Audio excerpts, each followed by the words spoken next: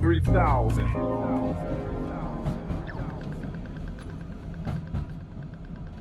What is doing? I hate doing it, but I want everyone to like, subscribe, follow us on our Instagram, hit the subscribe button right there. One click, it's totally free. It helps the channel grow.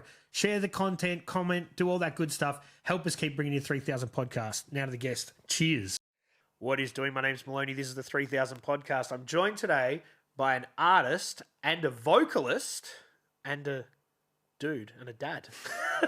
Sam Octigan, thanks for coming, man. No worries, mate. Good to be here. Did I forget anything in the intro? No, that pretty much covers it. I mean, there's a couple other things in there, but well, come on, let us know. No, mate. That's you got it. That's pretty much it. Yeah. Okay, so we are going to talk about your journey. We're going to talk about you through the years and sort of what has brought you to where you are today. You've obviously got some solo exhibition stuff, which is cool, which we'll touch on. But let's start at the beginning, man. Where you grew up and how you got involved as an artistic individual in this Melbourne landscape. Yeah, man. It started for me. I'm an '80s kid, '80s baby. Grew up in the eastern suburbs of Melbourne, like sort of One Turner Knox area. Yep. Yeah, and from a young age, I was like a lot of people that you had through here. Always drawn to art making, drawing, coloring in from a very young age. Yep. And that's so. You know, it's always been sort of something that I pursued and something that I've done. Mm-hmm. Was it nurtured at school? Yeah, absolutely, mate. Yeah. Which is cool here in Australia, isn't it? Like that, we do, people that follow those artistic pursuits, even in the 80s, they were given an avenue. Yeah. No, like 100%. Like I was thinking about it on the way down here. It's like one of the first sort of creative memories that I have is like playing with Lego and being being told or encouraged, like building something without the instructions and having someone say, "Oh wow, no instructions," you know, and then feeling good about that as a little kid. Yeah. And then also like drawing Ninja Turtles. You know, and then having someone copying what you saw on the. I did the same thing. Yeah, and then someone, a teacher or a parent remarking, saying, "Oh wow, it's just like the drawing." So getting that positive feedback really kicked me along. And that can make a difference in a formative space, because if you had a teacher that said, "Ninja Turtles, they suck. What are you doing? Draw something else," that could change you there. You know what I mean? Yeah, absolutely. And it's interesting you say that, because I was thinking the other day, because I've spoken about this before, but I was reflecting the other day about like another experience that I had around the same time of, I don't know if you're about the same age, but like your primary school, some of those first sort of writing tasks that you'd get, you were told, well, you can also draw a picture at the end. You know, you write about something, you know, like what you did on the weekend, or tell a story about school holidays or whatever, and then draw a picture at the end. And I remember in one class, I started by drawing the picture, and was told off, and was told, you know, "Samuel, what are you doing?" and feeling really bad, you know. And then reflecting today, like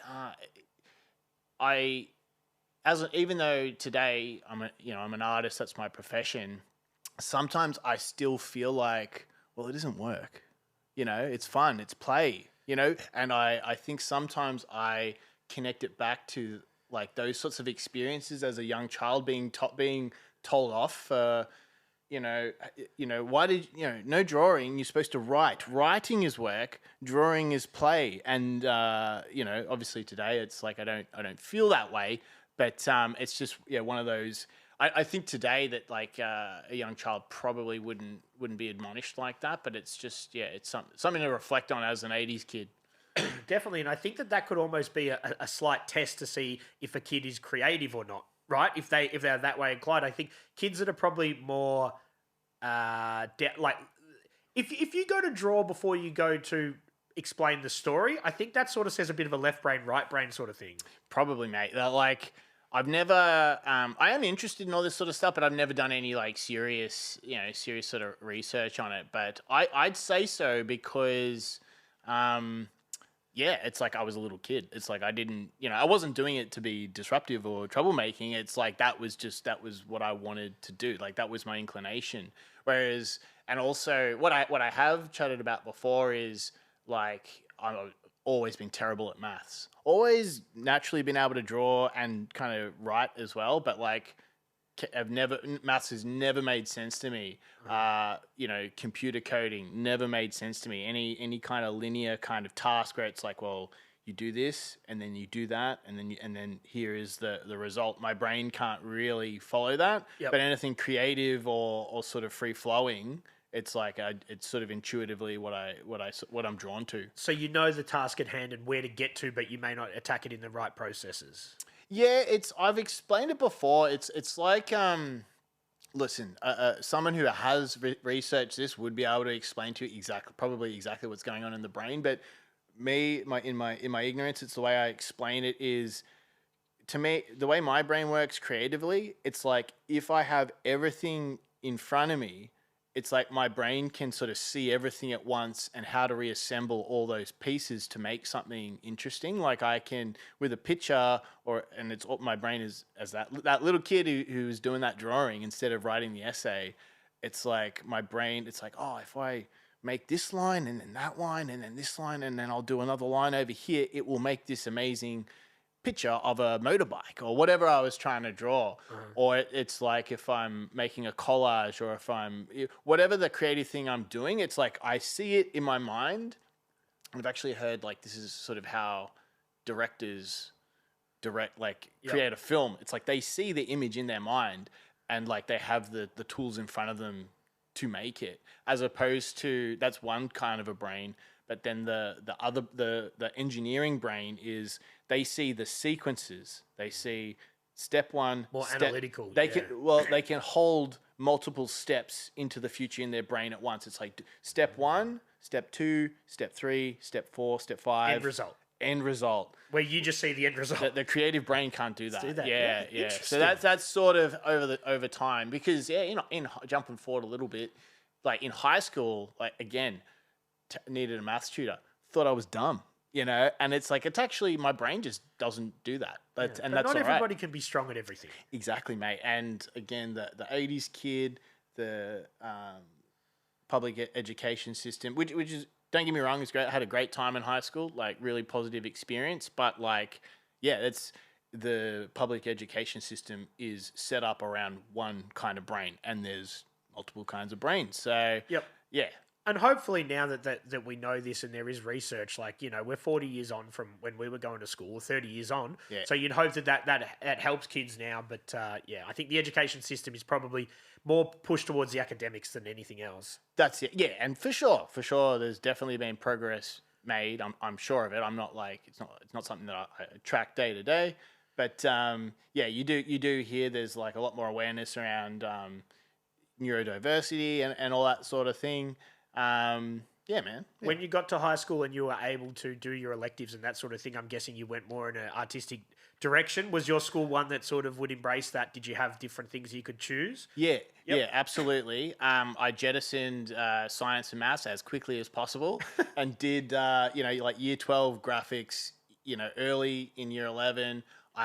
Like I said, had a great time in high school, had a couple of really supportive. Had a great ceramics teacher. I was like the only male in a ceramics class of year 11 and year 12 kids, but the ceramics teacher was amazing, and he was also like a photographer and one of those teachers that like was super supportive, would get you anything you wanted. Like, what do you want to make? I'll get you whatever you need. Like, you can do this, you can do that.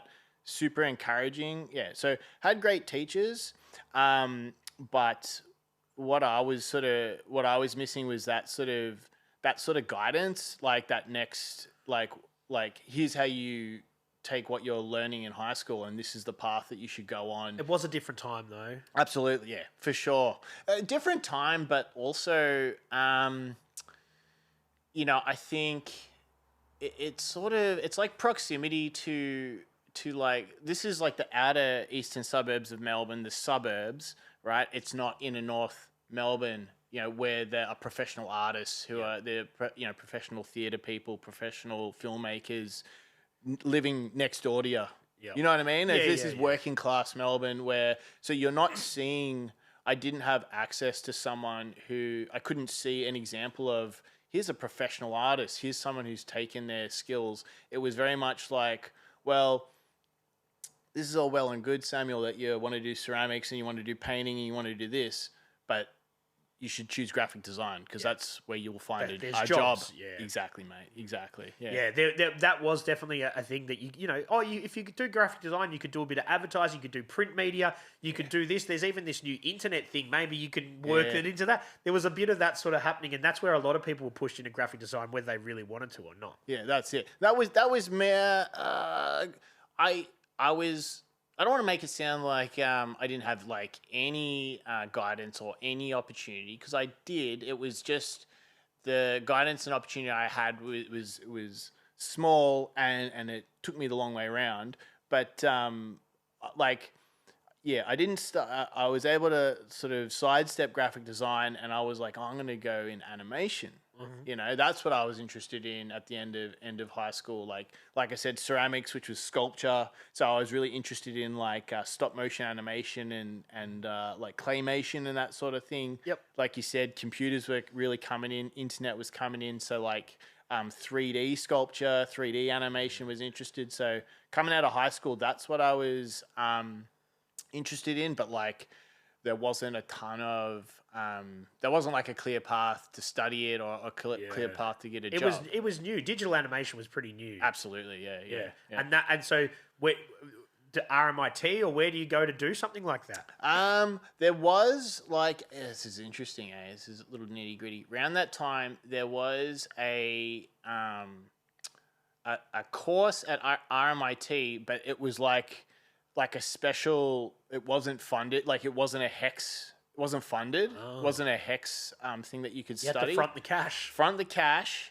And I still applied for it, but they only took like 6 people or something per. So it was really for someone who had more experience, and it was like it was a professional. Not straight out of school. Not straight out of school. To hone your skills. So instead of doing that, I didn't get accepted into that, and what I did get into was a TAFE course. At the time was called multimedia design. So it was like that.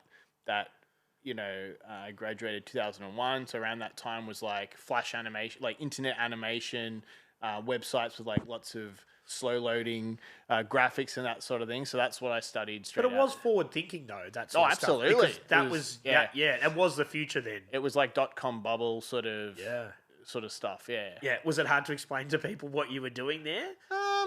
The other artistic people would have got it, but other people like, what is this computer stuff here? It was sort of like it literally doesn't exist anymore. It was like a sort of a moment in time, but it was kind of like the way you'd explain it to people. It was like it's like a bit of everything. It's like DVD chapters. That sort of stuff. Yeah, loading screens. Loading screens. Animation. Interactive multimedia. Yeah, websites. You just say websites, and people sort of got it. But what was great about it was that it covered a bit of everything. It was a TAFE course, so it was free. Yep. And that helped you leg up into something else?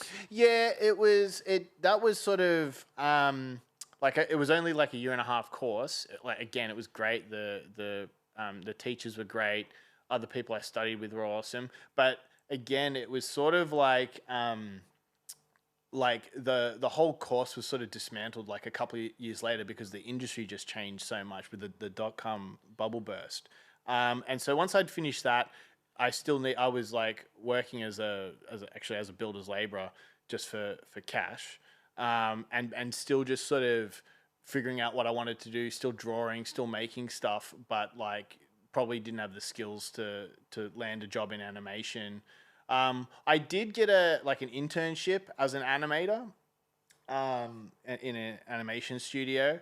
I've spoken about this before, but I quickly realized that I actually didn't like animation, right? So I'd been working towards it.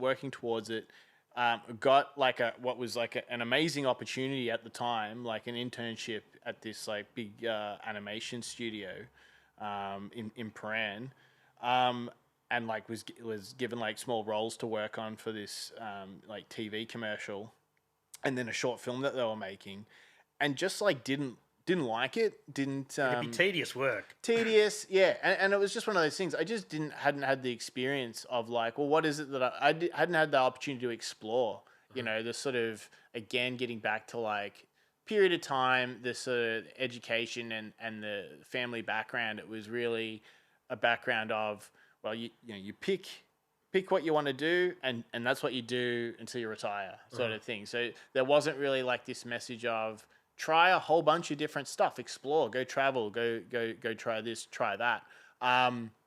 I sort of got that in my mind after this internship didn't work out and it didn't work out because, I mean, A, I wasn't like great at it.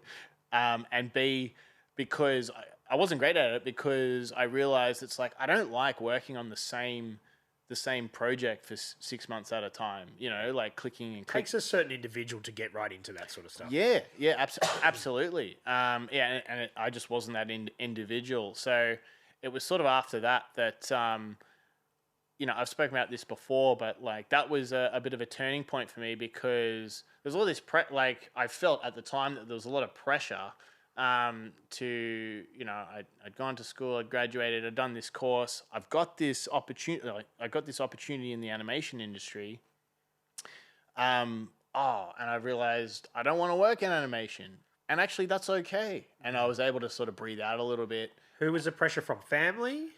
That's a great question. It was probably just my like environment. It wasn't like it probably a little bit from my parents, a little bit from like I said, that message that I felt I got from school of like, you know, pick your VCE courses, pick your tertiary studies, and then work in that job for the rest of your life. It was probably just my environment where that pressure, I was like, just that natural feeling of like, oh, well, this is what I'm supposed to do, so I better do it. Yeah. And then when it didn't work out, and I realized that was okay, and like my parents were like, yeah, that's fine, no worries, like go have a go at something else. I was awesome. Like, yeah, I can explore. I'm free to like kind of do other stuff, and I don't have to have it all figured out right now at the age of 22 or whatever. And that's it. At least you figured that out early in your career to set you know, like a lot of people get into these things and they think, oh, this is my dream job. There's not that many animation jobs out there. I'm going to stick with this, get my 60 grand a year and be miserable. Yeah. So at least you figured it out early. Yeah, mate. No, you're 100% right. Cause it's like, sometimes I think about that. It's like, yeah, what if I had been like a gun at it and then got, you know, I mean, look, at the end of the day, everyone's on a different path, and it's like you change. I think I said like something like, you know, the average person changes professions like 7 times, you know, in a lifetime. So, you know, figure it out then, figure it out 10 years later. It's all good. Yeah, I think it's all about the experience, and I'm sure you learnt stuff there. You learnt what you did like, you learnt what you didn't like, and it sort of helps you in your journey as an artist. 100%, mate. Yeah, that's something I've sort of reflected on as well. Is that Yep. You learn as you go, and you just learn at your own pace, and yeah, it's all just about sort of figuring out as you go. And I'm sure during those processes of going to school, doing those internships and a few things here and there, you would have made some good connections and got introduced to some other people that you probably, you know, made some good creative connections with. Yeah, that's actually an interesting question, because I think this sort of touches on what I was saying about perhaps not growing up around, like having lots of connections growing up. And I'd say around that time, it's like, not really, you know what I mean? I was always in all those sort of environments that I just spoke about, I was always way younger than everyone else. Obviously inexperienced. And just, yeah, so it was later that I started to make, and like I do have like a great personal network now, but I attribute that to that sort of not kicking off until later down the track.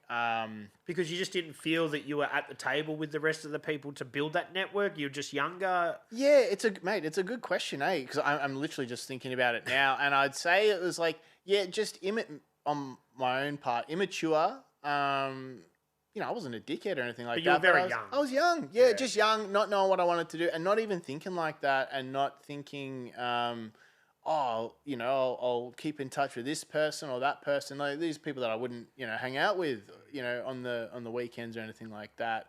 Certainly wasn't thinking, like about professional networking or anything like that. And I was still, just exploring and, and that sort of meeting people and didn't come. I guess I was a little bit of a late bloomer. You know what I mean? Yeah, and that sort of stuff happens naturally. People say all the time, you build your network, but you do naturally anyway if you're a person that has value and people want to be around. So I'm sure that happens, maybe just a bit more maturity and you meet the right people. Had music, so like obviously you've always been a fan of music, but had you started doing your music stuff by this stage? Oh man, timeline. Everyone always struggles with the timeline. Yeah. So, going back a little bit to where I grew up, grew up in the eastern suburbs and got into punk music early on in high school through like skateboarding, which is a pretty common thread. Common thread, mate. Yeah, and so became obsessed with music early on, and that was definitely always a thread. The band, my band Iron Mind, didn't start till after the period I was just talking about, but in the eastern suburbs of Melbourne, skating, catching the train in to skate at the sale yards, being put on to like Missing Link, that sort of thing. Like that happened early on, and that's sort of where I came from. And then like I started going to shows, around like in the late 90s, early 2000s. But mate, early on I was into more punk music. Like that was again, like I didn't have like older brother, older cousins to put me onto like You got to discover it yourself. So early on it was definitely like punk music, No Effects, Lagwagon, Pennywise, Millencolin, all those sorts of bands. They were the sort of first bands that I was like really, really into. You're hearing them in skate videos and stuff, and you're getting schooled. The same thing happened to me with hip hop music. Like I didn't know this music existed. Now I found it. Yeah. And again, it was like, that was what I was listening to and obsessed with, and like so were all my mates, and we'd go into the city to skate and then go to Missing Link, and it was around that time when I'd start to discover it was like, I'm listening to all these bands that are from the States or Sweden or whatever. But there's bands in Melbourne like that play punk music, and I got really into the band Game Over, who were like sort of Melbourne at that time, kind of Melbourne punk kind of legends, and like got one of their CDs from Missing Link, and then started to have this awareness of like, well, there's a scene in Melbourne that you can go to, like you don't have to just listen to, You could be a player. You don't have to just observe. Yeah, which like it was like a long sort of understanding, and again, like all my mates that I grew up with, I've spoken about this before, but like they love punk music and they love skating, but they weren't like obsessed with it. We'd go into the city, stop in at Missing Link for 5 minutes. I'd want to stay all day, but like they're going to time zone or something. No, they're going to sale yards. Yeah, that's it. And like, and this was before mobile phones and the internet, so it's like, you can't ditch your mates. You'll never see, you won't see them for the rest of the day. So, it was slow for me, sort of like building up that awareness of like, there's a local show happening. Like the first shows that I went to were just like seeing like MXPX at the Corner Hotel or Millencolin at the Palace or whatever. Yeah. It wasn't until later that I was aware that like, well, there's a scene, and like there's local shows happening and local bands, and like people are starting bands in Melbourne, and you can go along to it. So and you're not going to find out about that stuff until you're sort of within the scene, because it's obviously the internet's in its very, very infancy. So there's no way to promote stuff other than going to the shops, seeing the flyers, and people talking word of mouth. That's it, mate. That's it. And so I think, like my first show was, look, would have been around 99 or 2000. Like my first hardcore show. It's funny. I was chatting to you about like having Nigel and Matt from Mindsnare on, because Mindsnare were one of the obviously Melbourne legends. one of the first sort of Melbourne hardcore bands that I became aware of, because you'd see, skating, you'd see people wearing like a Mind Snare hoodie, I remember seeing in Missing Link, because, blank clothing was like the big thing back then. Yep. And I remember in Missing Link seeing a Mind Snare crew neck hanging on the wall, and I could see that the tag on the crew neck said blank. It was a blank hoodie. Oh, wow. And I was like, and something there, and this will be relevant for later, but like something that in my mind clicked, like, like blank is a crossing over. Yeah. Blank is a local.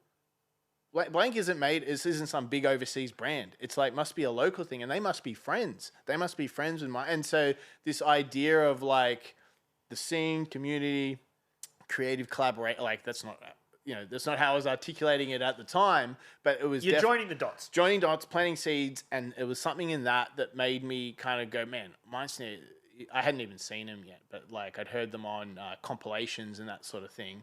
I was like, damn, like, this Mind Snare band is so cool. There's something so cool about this band. It's not, they're a local band. You'd see like, Melbourne Pride on things, and it's like, there's something. They're hardcore, because I was aware of punk. Like, I love punk music. I like metal a bit, but it's like, to me, punk music was like fun, or there was something kind of punk music was sort of more like, surf, party, skate, yeah, punk, Metal there was something like theatric about it, like a kind of like a extreme horror kind of element to it. It's a bit more serious. Hardcore was like serious and like straight up. It was real, and I think that's what pulled me in. And it's funny, I was the first Mind Snare show that I was aware of was, I think it was 98 or 99, One King Down came over from the US, and it was One King Down, Day of Contempt, and Mind Snare. And I saw a flyer for that show in Beat magazine, but I didn't go because I didn't know anyone to go with. Like, I was just like a Were you under 18 though? You would have been close. Yeah, under 18 for sure. And like, this is before the internet, before anything like that. And it was at Median Rehearsal Studios in Richmond, and I can remember being like, well, I don't know where that is. Like, just too intimidated to go. You know what I mean? So that's when I say there was like it was a slow process to getting involved in that sort of thing. It wasn't until a couple of years later that I went to the art house and started watching hardcore bands, and it was just sort of went on from there. For sure. And during this period, are you still doing your own art that isn't folio building stuff? Are you just still making your own stuff and not really knowing where it's going to go? Yeah, absolutely. So definitely jumping back and forth a little bit, but like... I'm just trying to keep the timeline going. No, absolutely, mate. Because I think it's all part of your evolution as an artist. No, absolutely. But like around this time, I'm still like figuring out, well, what kind of art do I want to make? I don't want to make animation. I don't want to be a graphic designer. Where I left off with the animation stuff is like, I realized, I don't want to work on like the same project for 6 months. There's this thing called illustration where it's like you just do a drawing and you're done and it's on to the next job. And it's like, that suits me way more, and it's creative.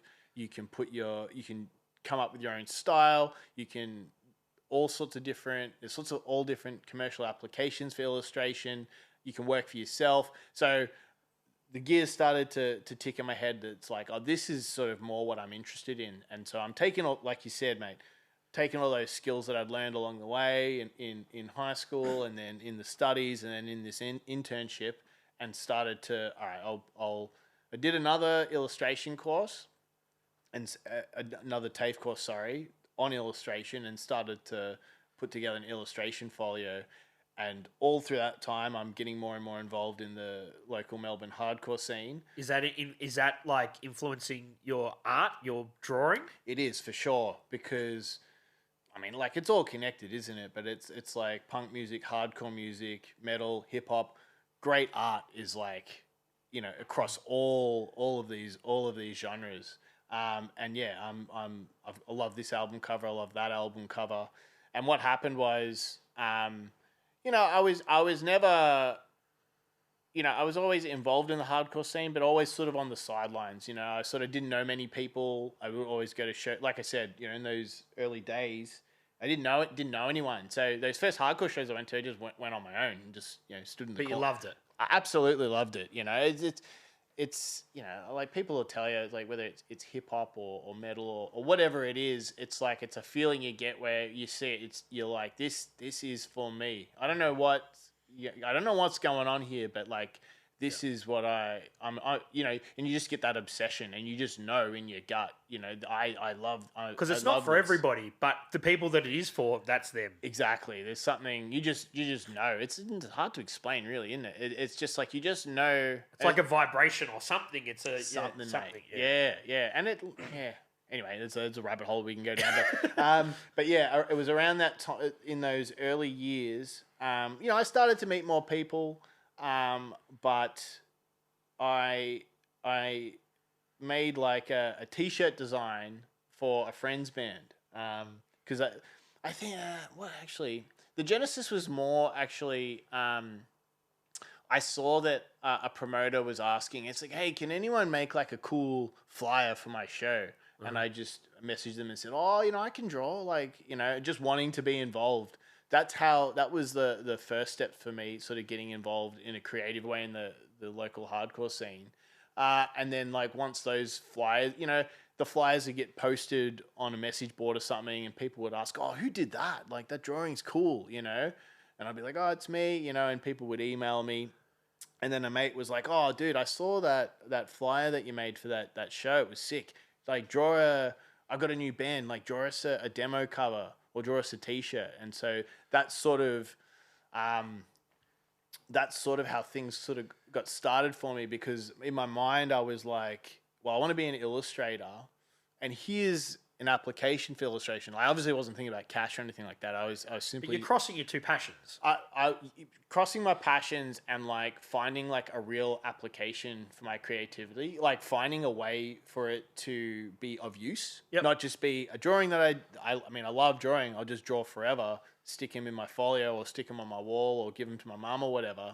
I'll never get tired of that. But then to find a way to like, it's of real value for someone else. It's like, look, they printed it on their demo cover. And it gives you value in the community too. Yeah, which is absolutely, it's a huge part of it. But like, I think, the canon event in my life is that sort of that initial, like, I created something and someone else got some real use out of it, and that's really what spurred me on. Yeah, definitely. And that makes total sense, because everybody needs artwork done, and when you're passionate about drawing and you're passionate about that music, it's perfect. It's better than going to somebody who's just an illustrator who doesn't get it. Yeah, for sure. Yeah, you're right, mate. It's being involved was a big part of it, because I was making the art before I joined the band.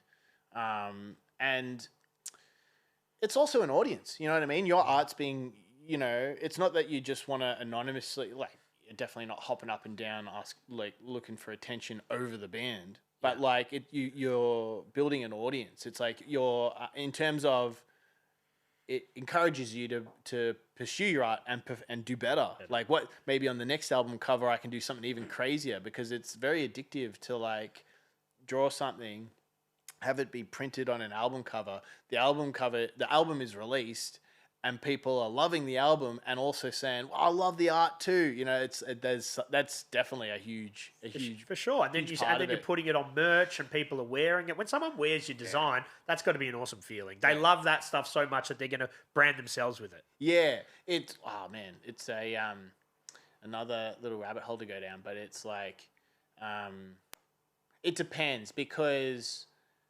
first and foremost, people wear band t-shirts because they love the band, right? So it's like, I think it's very rare that like someone buys a band t-shirt purely because they love the art. Oh, it does happen in certain scenarios. Yeah, for sure it happens. I don't doubt it's happened any of mine, but it's like, it's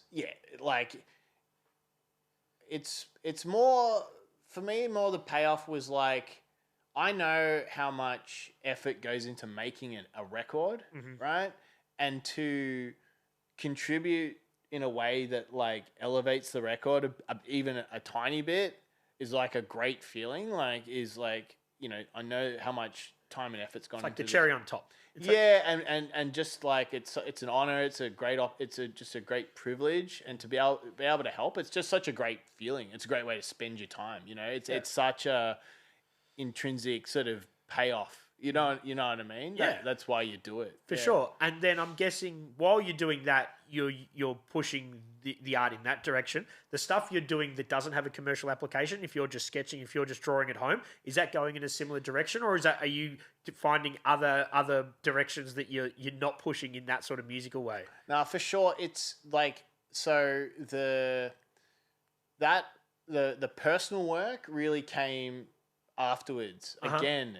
After. So but you weren't doing that on the side as well? Like you would have been, you're a creative person, you would have kept sketching and stuff? So sketching for myself, but not ever thinking, well, I'm going to show this in a gallery.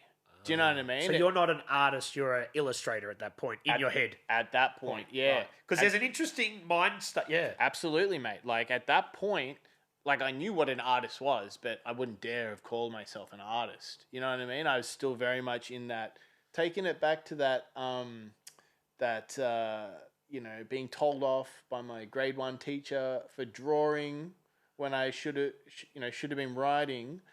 You know, there's something in my head that's like, you can't just draw for fun. It's not real work.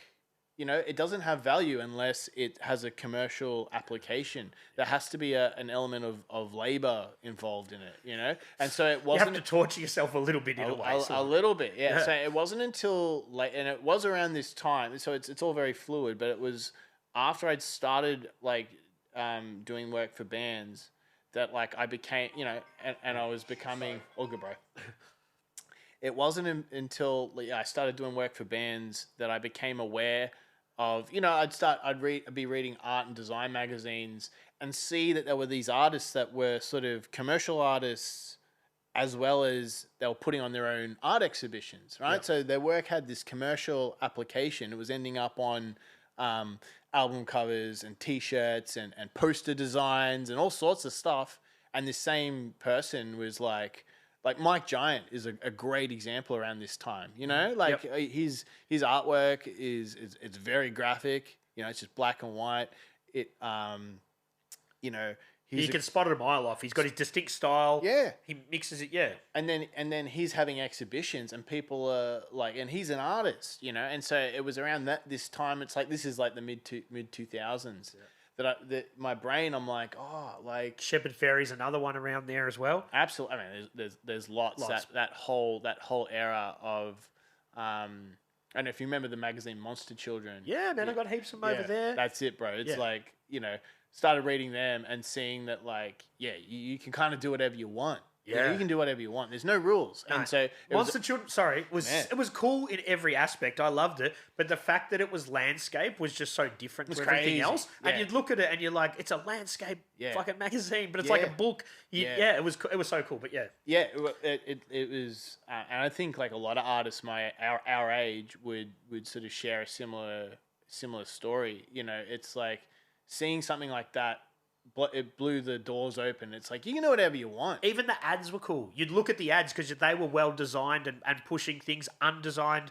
You know, like the whole thing was like, it was just awesome. Yeah, it was like a new era of art making, and it was liberating. It was like, you don't have to fit into a box of graphic designer, animator, illustrator. It's like you can build your own. You can do whatever you want. And like I realized it's like, I do want to exhibit. I want my work to make sense on an album cover, on a gallery wall, on a T-shirt. And so it was around that time that I started, like, you know, look and around this time in Melbourne, started becoming aware of like I've never been a street artist, but that was also happening at the same time. It was popping off then, yeah. And like stencil art and poster art. And so all this stuff is all in the one big pot, you know, and I'm becoming aware of like art, like street artists in Melbourne and galleries in Melbourne that are like having shows that aren't just, Fine art. Fine art, exactly. I always loved that stuff, but like, again, it was like, to take it back to what I said about like not growing up around artists, just not having the awareness that I can do that if I want, because I didn't know anyone that hadn't been shown. There was no one to look up to in that capacity. No one to look up to, and no one to show me and tell me, hey, you can do it, like it just had never occurred to me. And so it was around that time, like you said, Monster Children, like street art, all that sort of stuff. I started to see galleries that were popping up. I started to non-traditional galleries and started reaching out and saying, oh, like, here's my artwork, and it's this like punk kind of illustrative sort of stuff. But I also I also paint in this particular way. Because your painting does have elements of fine art in it, for sure. For sure, mate. Yeah. So, but which is interesting because a lot of people that are abstract just go with the abstract route, but you kind of go whichever way you're going. Yeah. My work's changed quite a bit over the years, which is like pretty normal for evolution. That's it. Someone who's been in the game for 20 odd years or whatever. But yeah, it was like I said, there was a lot of experimentation when I was looking at animation and looking at multimedia and that sort of thing. The work I did for bands, it flipped from like a lot of Mike Giant-esque pen drawing to I want to paint. I like painting, and I started painting more realistic looking stuff, incorporating like brush strokes and paint splat and more mixed media sort of. Mixed media, exactly. And then that is what I started putting on canvas and started showing to galleries and started showing on gallery walls. And that went from the pen and ink stuff was more character based, cartoony line art.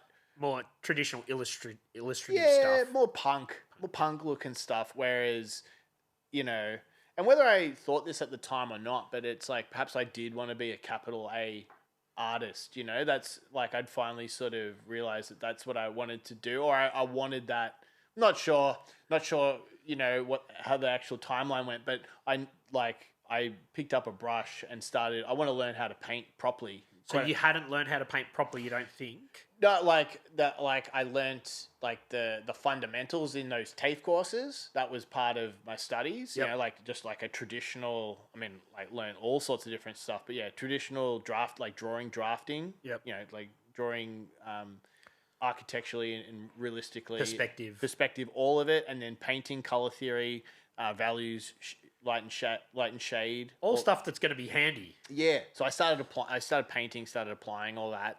And being inspired by artists like Roan, artists like Adnate, those like they were doing like realistic portraits, but like huge scale too. Yeah. Like I don't get me wrong. I've never picked up a spray can. I've never done like something on that scale, but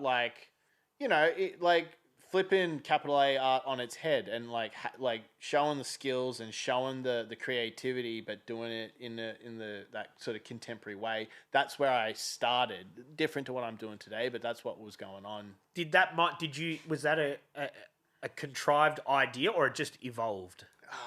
Mate. Sorry to ask the hard questions. I love it. No. I love it because, I don't sort of, all this stuff just like sits in my head rattling around. But, I think I was looking at, like I said, I was devouring like art and design magazines, looking on blogs like, this will take you back. Like blogs like Arrested Motion, Fecal Face. You remember? No. It was like San Francisco. There was a lot of this stuff happening in San Francisco. There was different blogs. Where and Tumblr was a real big massive. This is actually even just before Tumblr. Right, like so just blogs. Blog era, yeah. But Tumblr like very soon after. And I think I honestly think I was just looking at those artists that I liked and just like picking and choosing and sort of coming up with, well, what's the work that I want to make? I'm trying to think of like artists from back then. Mars One, like a graph artist, but there was that whole like graph artist who flipped on and even, oh man, I'm going back, but like Mark Ryden, do you remember like that whole era of No. the super detailed like oil paintings and like, well, like the pop surrealism, like that whole oh man, I'm It was a movement. But yeah. bad airtime, but like I'm going blank, but like that, yeah, there was like a whole movement of like San Francisco sort of artists that were, it's like, yeah, pop surrealism, like you know, bringing back like Robert Crumb sort of stuff in oil paintings. Yeah. Did the painting did it take naturally to you? Did you find it an easy transition, or was it challenging? I wouldn't say like I'm a like no, like, so in those classes that I spoke about, there were people in those classes who, again, the sequencing and the memorization of like, if you mix this color and this color and put it on the base, then you'll get a perfect skin tone. It's like I can never remember those sorts of things, and so there was people who were like naturally really good, whereas I sort of wasn't. I wouldn't say like I was naturally really good at it.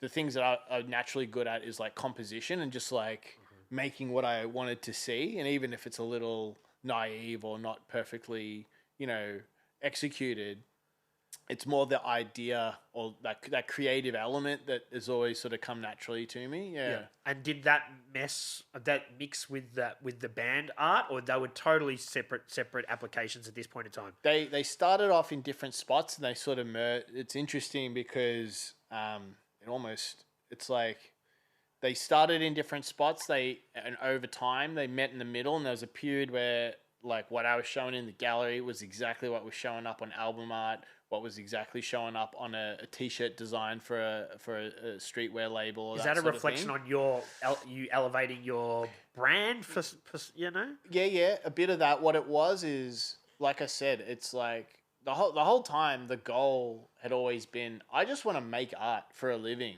It's the right mentality. Yeah, and like also like I got a working class background, so it's like I need to earn a living. Like I can't just be like living in a warehouse, you know, with no shoes, like, you know, week to week and without a care in the world. Like that's not me. Got to be responsible. Got to build a career. But I want to make art full time. That's what I want to do. So, and I like all these different things. So let's try and bring it all together. I think that's where I was going with it. Like, what I'll do is, you know, 30% of my time I'll like make work for bands, 30% of the time I'll make work for, you know, the fashion industry or whatever, and 30% of my time I'll sell paintings through galleries, and that'll all kind of come together, and that will be my career. That's what I'll be known for. And you're enjoying most of it. Oh, enjoying all of it. Loving it. Only doing work that I'm enjoying. That was intuitively something that like we touched on earlier, learning those lessons of, hey, you're not going to enjoy everything. So if you don't like something, it's okay to say, nah, it's not for me. And so early on, I'd figured out that if I don't like, if there's just because there's some sort of creative thing that I could do, doesn't mean I'm going to enjoy it. And if I don't enjoy it, I'm not going to do a good job of it. I'd rather dig a hole. You know, I'd rather be a builder's labourer. Someone else might be able to do it more justice. Oh, that 100% they'll be able to do more justice, because I'm not someone who's like just oozing with talent. It's like there's a lot of effort that goes into the end result. But if I'm enjoying it, then it flows. If I'm not enjoying it, then it's really, really difficult. So it's like for a long time, have a 9 to 5 then, yeah. 100%. A lot better for the back, you know. Like yeah. So that was what was happening then, as I was trying to bring it all together and trying to make it all make sense under the one brand, like quote unquote brand, Sam Octigan. Yeah, in that point in time. And I guess it was an exciting time for art in Melbourne or in the world in general, because the internet is evolving to the point now where people are sharing ideas, stuff's happening globally really quickly, and you're starting to see people that were making art that you would not have seen 10 years before because the internet just wasn't as strong as it was. That's it. So you're 100% right. It's like the internet is blowing the doors off everything. You can see all kinds of art. You can become aware of things that are happening in Melbourne, in New York, you can fly to New York and be involved in what's going on there because you've got a common interest in punk music or hip hop or whatever it is, and talking about building a network later for me, like this is around the time when I start meeting people and building a network and collaborating and making things happen on my own. But huge at this point in time, I think the big thing is, back then it's like everyone had a website, right? And everyone had their own website with their folio on it, and you can just contact people that you want to work with directly, or people can contact you. And that's, I think, was the real game changer and a big part of like why kind of more grassroots or punk art, kind of street art and all these sorts of things really started to take off, because all the gates dropped, It was like an internet DIY movement. Absolutely. Yeah. And what it was is it's like, again, touching on what I was saying about, coming into contact with punk and hardcore music and just intuitively knowing this is what I love this. I don't know why. I love it. This is for me.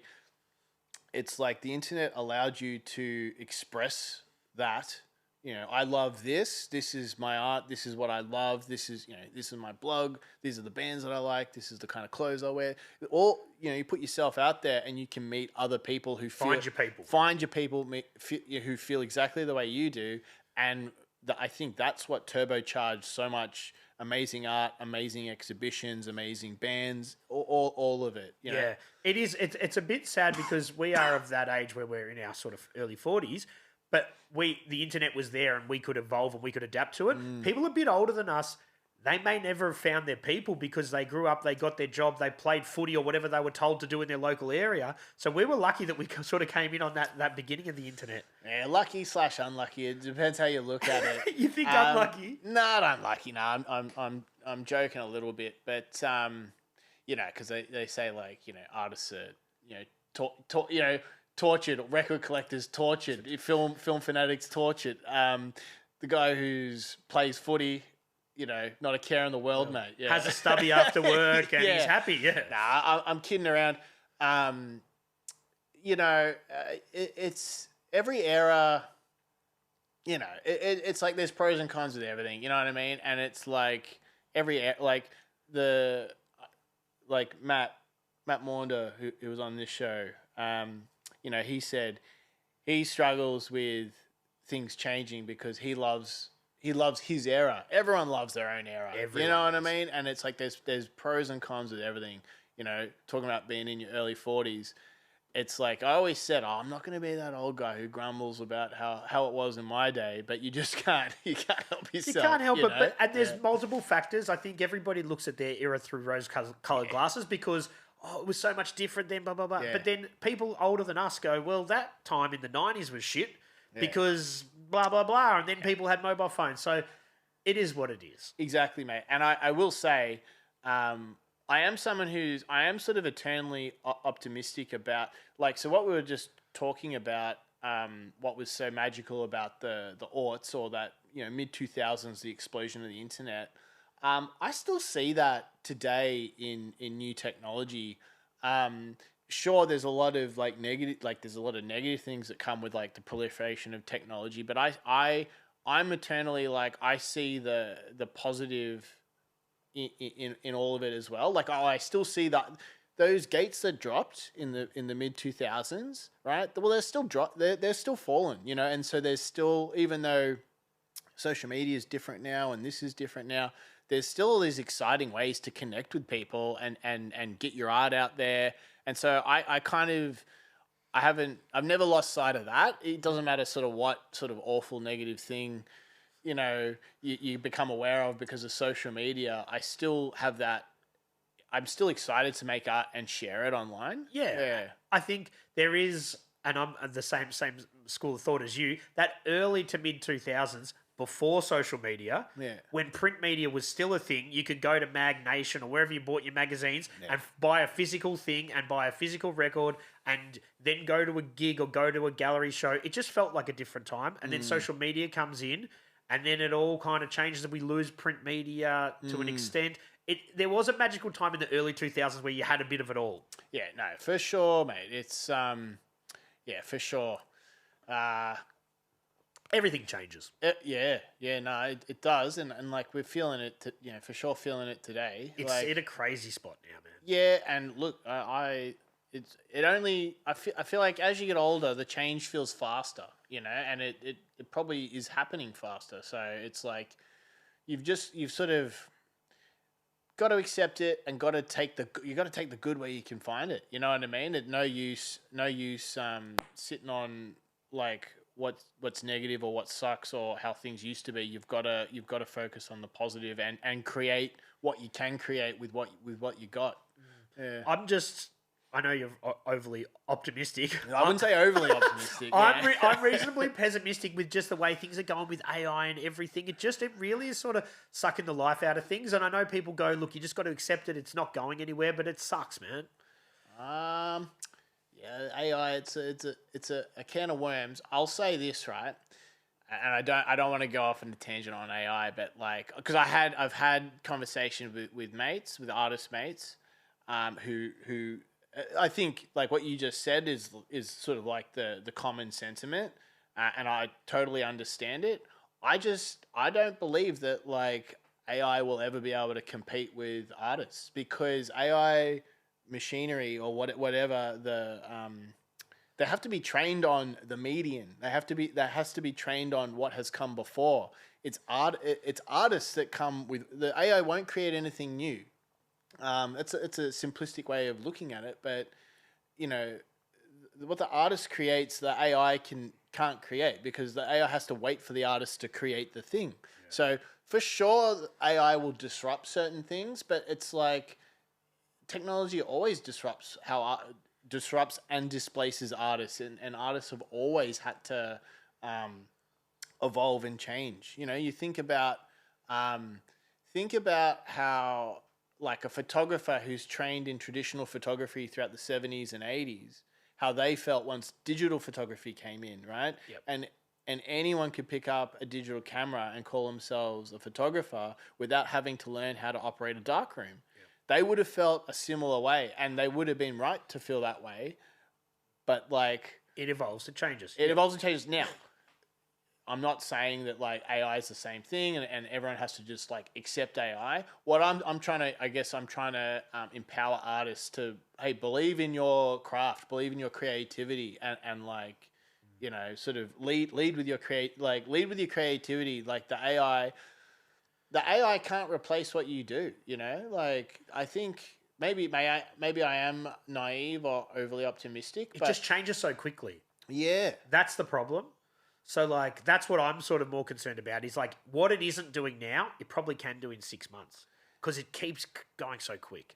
Yeah. Sorry to bring a dampener on. No. I think it's just not going anywhere and we need to sort of... It's definitely not come to terms with it. It's definitely not going anywhere. But just, yeah. I feel for a lot of people that potentially will have to pivot into something else if they have had a job that for a long period of time. Yeah. I know someone the other day who I was speaking to, who's a photographer and it's like product photography. Yeah. And what did you get? Like, do you know what I mean? Anyone can take a photo now with a digital camera and you can put any background behind it. You can light it from any distance. Those sort of jobs are going to be very few and far between. Are only going to be used by people that don't want to use the AI, and the bottom dollar is going to speak, For sure. Oh, man. Definitely we'll hop off this subject in a sec. I should say, listen, I'm not an expert on AI. No. But you're an artist and it is impacting everybody. Yeah, no, for sure. And so I should say, like the photographer who's had their whole business disrupted because of digital photography and now AI now, like I feel for them.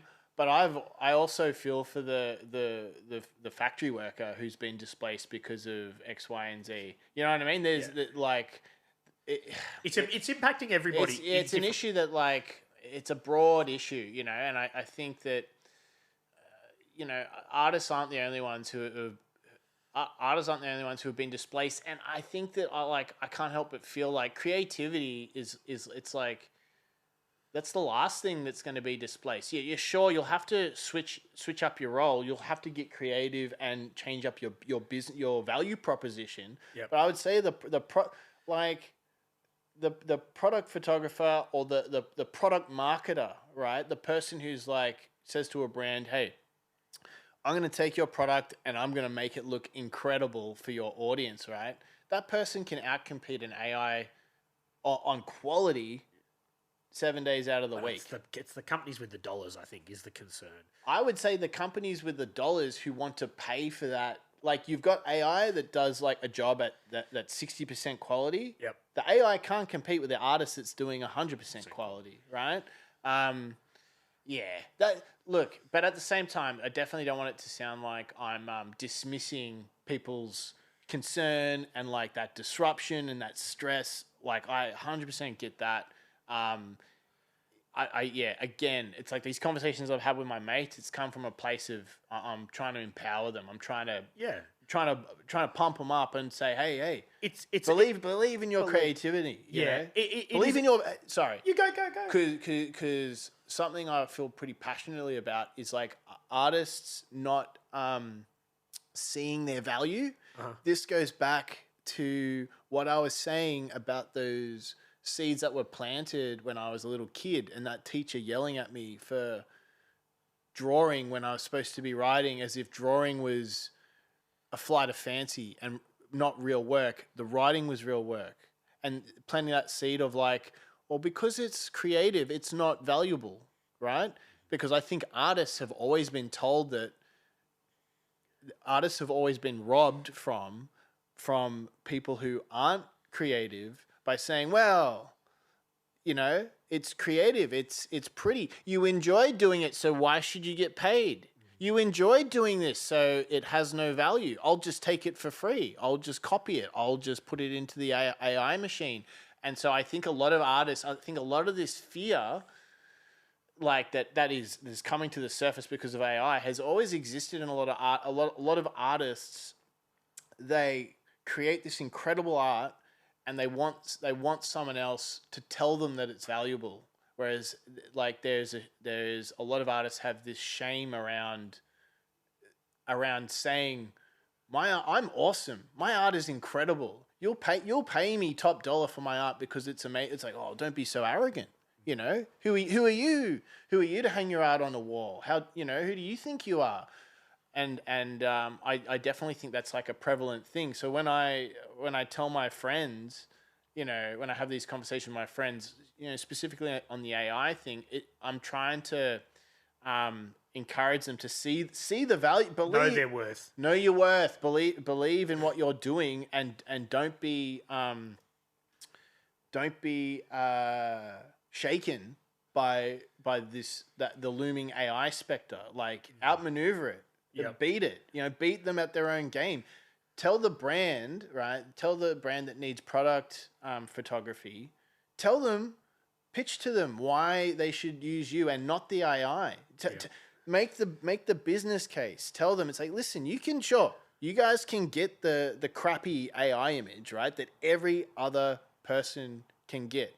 Everyone has access to that AI garbage muck, that beige, like, generated image. Everyone has that, and you can get it for free.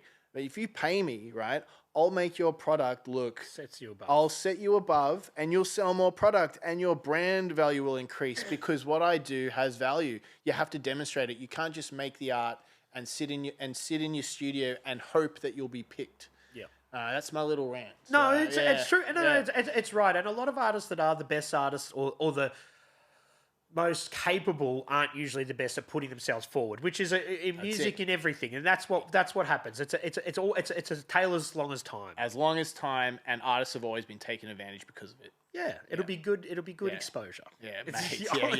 Yeah. But no, we'll get off that topic. But it is something that I think isn't going away, and it's good to talk about it because a lot of people are just having these conversations at home going, fuck, what's going to happen? No. It's a definite time of uncertainty in a lot of respects. Absolutely, mate. Absolutely. I'm hoping personally that there's a pushback that comes where people really go for something and elevate the artists and the not just artists, but the individuals who I want brands to be like, we wrote this with our humans. We did it. Do you know what I mean? There's got to be something has to go full circle and push back. Bro, 1,000%. That's what I think. I think it's like, again, if everyone has access to the same chat GBT, well, then everyone's brand statement is going to sound like the same person wrote it. So if you can write something that sounds like it was written by a human, you're staying one step in front of the AI. Yeah, so... If you look at it on the flip side, the artists might be the people that, because they're different sort of thinkers,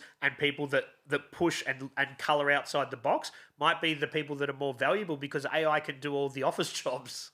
Mate, wow. I was about to say, if you think the artists are scared, well, how do you think that If you're a data entry person, you're in big fucking trouble. Brother, preach. Yeah. So that's what I'm saying. Artists, it's like you'll be the last. I mean, first of all, plumbers will be the last people to be replaced by AI because it's impossible. They're not creating robots that can replace that can fit off a PowerPoint or replace your your sewage pipe.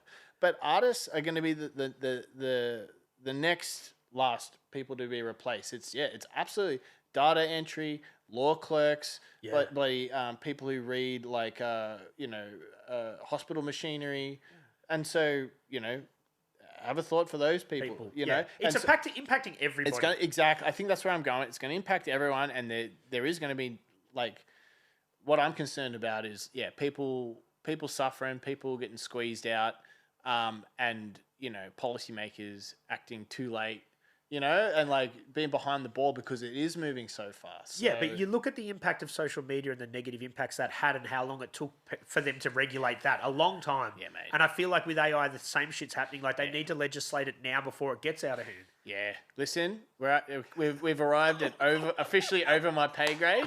But I agree with you, mate. It's like the social media thing is a very, very good point. It's like, look how long it took them to figure out that smoking was bad for you. I have that same theory with the AI stuff. People are like, "Oh, it's great. You use it for this. You use it for that." I'm like, the backlash is going to happen where people have given them so much information on themselves, which when you don't pay for something, what is the commodity? Your data is. Yeah. They're going to know every single thing about you and your family and where you go and all that shit that it's going to just be used against you. Yeah, shit, mate. I don't want to think about it. Let's get back onto your. Get back onto your Let's journey. talk about the mid-2000s again. So the mid-2000s is a great time. You're doing your music. You're doing your art. It's exciting. You're having your first solo show around that time? Yeah, around that time, first solo show, and the band started around that time as well. So, yeah, first solo show, mid to late 2000s, and that was with Just Another, who are an agency in Melbourne that they're... still going, but they were big players back then. Yeah, and they've gone through a few different iterations, but one of those sort of entities that brought a lot of these sort of multimedia artists together. They had a couple of spaces around Melbourne, and so I got my sort of start with them, and had a great first show in the mid 2000s, and the band had started around that time as well, so I was sort of doing both and figuring it all out. Did you find it easy to spread your time with the two things? I guess you're not working a full-time job at this stage, so it was easy to focus on your creativity. Yeah. I haven't had a full-time job, like an office job or and since I did that builder's labouring work which is phenomenal, really. But it's an interesting question about time management.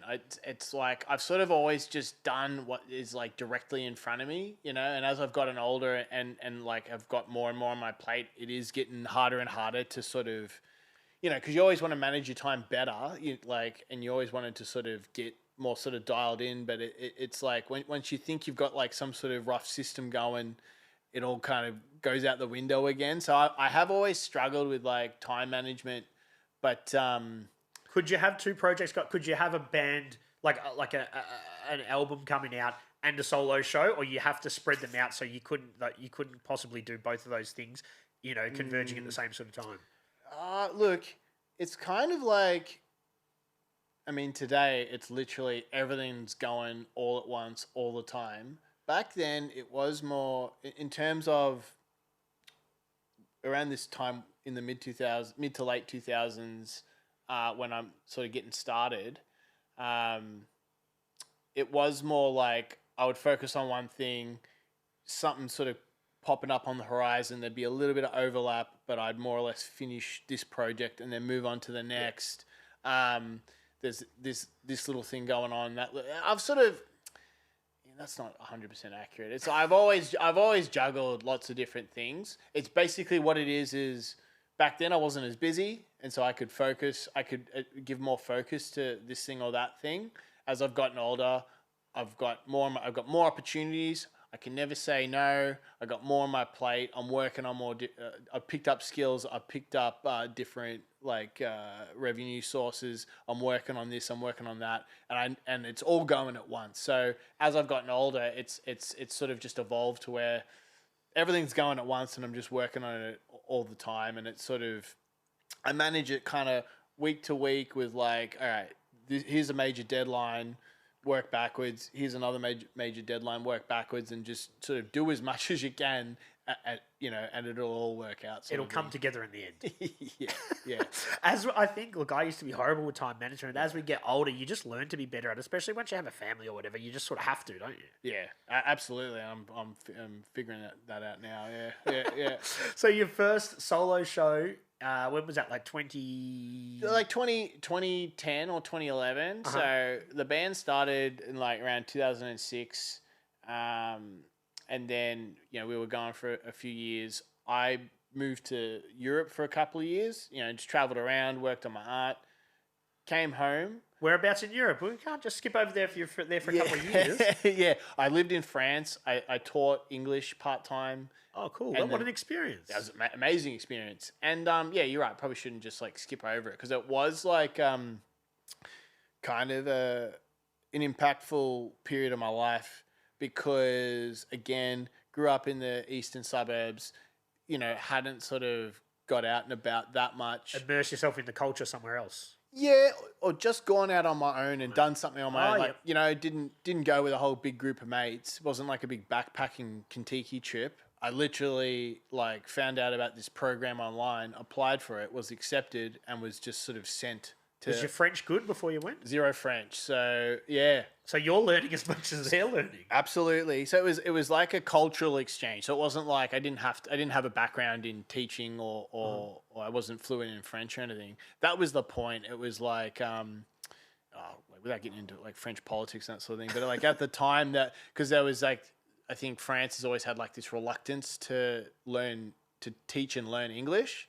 Kind of like a bit of a it makes sense. Historical thing with the English, but with globalization, talking about the internet, and the kids would have been keen to learn it. That was the idea. Is like, hey, like as a country, we're super slow to like learn English. Let's get young English speakers, Anglophones over to just get young kids interested in the United States, in England, in Australia. Let's get young people from these countries to come. And I think, the way it was pitched to me, it was like teacher's assistant, but I was the teacher. Like I was left alone in wow, with no teaching experience. No teaching experience, couldn't speak French, and like so the kids would just say stuff to you, and you would. How did that even work? Yeah, so I wanted to learn French, so I was actively trying to learn. Best way to learn is to just dive in. Yep. I did have I had a crash course before I left. And I basically just learnt as I went, and it was more just like you got basic. The idea it was to like they don't want me to speak French to the kids. Yep. Just speak English and communicate through drawing on the board, through playing games, all this sort of stuff. You've got the artistic background. You can draw well. That's it, mate. And the kids loved it. So it was so the teaching experience was full on. There was a couple of times where I thought like, oh, someone's going to come in and see what's going on here and just tap me on the shoulder and be like, all right, we've had enough of you. You can go back to Australia because it's like this is a shit show. But you lasted 2 years. Yeah, no, it was amazing, and it was part-time, so I was able to travel. It was a great base. I was like, it was just 40 minutes north of Paris, so I could go to Paris, every weekend. It's influencing your art, I guess. Absolutely. So it was it was impactful in that I was in Europe on my own, able to kind of like live how I want to live, and like I was doing this really difficult thing in this difficult environment of like teaching these kids English, and it was just empowering in that I had this feeling of like, if I can do this, I can kind of do anything, you know. And I was going to galleries, and I was like figuring out what kind of art I want to make. So and meeting people that I'm still close with today, other creative people who live in New York, people who live in Amsterdam, all that sort of thing. And then came back to Australia, and started the work that I started making in France. Was showing it online, and that's how I got connected up with the girls at Just Another, and and was in their group shows, and then ended up having a solo show. So it would have been the first solo show actually would have been around 2011, but it was that's what was leading up to it. Yeah. That's with the people that knew you from the band stuff taken back by the direction you were going there? Nah, like not taken aback. Like the hardcore scene has always like supported me and like loved what I've done, and like I've always felt like a strong. It's interesting. The hardcore scene, it's like there's nothing more creative than the hardcore scene. There's no like, there's all this like, imagery and bravado. There's all this like vibe of like tough guy and bravado, and or tattoos and X and this, that, and triple X and straight edge and all this sort of thing. But like, no one's more creative than like a group of hardcore kids. You know what I mean? And no one.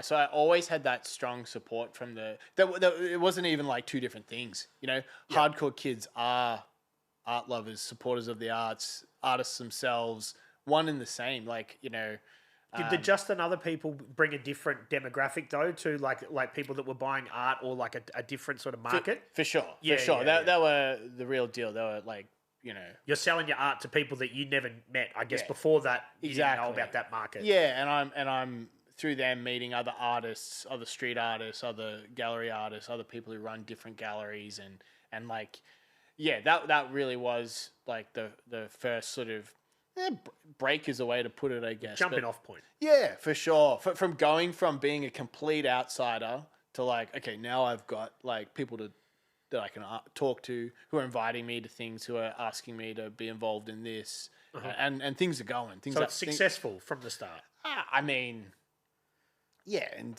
whatever. You're selling pieces. So. Yeah, exactly. Yeah. That's how you measure the success of something like that, I guess. Yeah, and it's good, and it's fun, and it's positive, and you're meeting great people, and it's good. So after that first one, do you go in, you're like, okay, well, this is what I want to do now. The fine art thing is something I'm more focused on. You're still doing the band thing after a bit of a hiatus. Obviously, you're away for 2 years. Yeah. But then you come back. You do that's successful. You do more solo stuff. Where do you go? Yeah, it's like sort of the same trajectory of like I said, it's like trying to bring it all together. And so come home from France, pick the band back up. We start writing straight away. I'm having solo shows, and I'm making, and it's just. I would say that, again, the timeline would jumping back and forth, but it's like it's me coming home from France that is when it's all sort of, now it's all kicking off, and people are interested in the band more so. People are more interested in my art and having me make art for their album, for their band or their album cover. Yeah. People are interested in having me be part of their solo show, and it's feeling like it's all kind of it's coming together a little bit. It's fitting to place. Yeah. What year are we talking now? Yeah, it's like 2011, 2012. 12. Yeah. Okay. Yeah. And so then social media is a thing. Instagram's not a thing then. So you're still, because you know how you were saying earlier about everyone had their website and all that sort of stuff? Instagram really pushed that away, didn't it? Yes. Instagram was like 2014. So that's like a couple of years later. This is 100% the era of Tumblr. Yeah. Yeah, and getting retweeted on. Well, it wasn't called retweeting. Shared. Yeah, the reposted one. Repost, Yeah. But yeah, having a Tumblr. Certainly having a website. I can remember managing my website when I was in France. And then.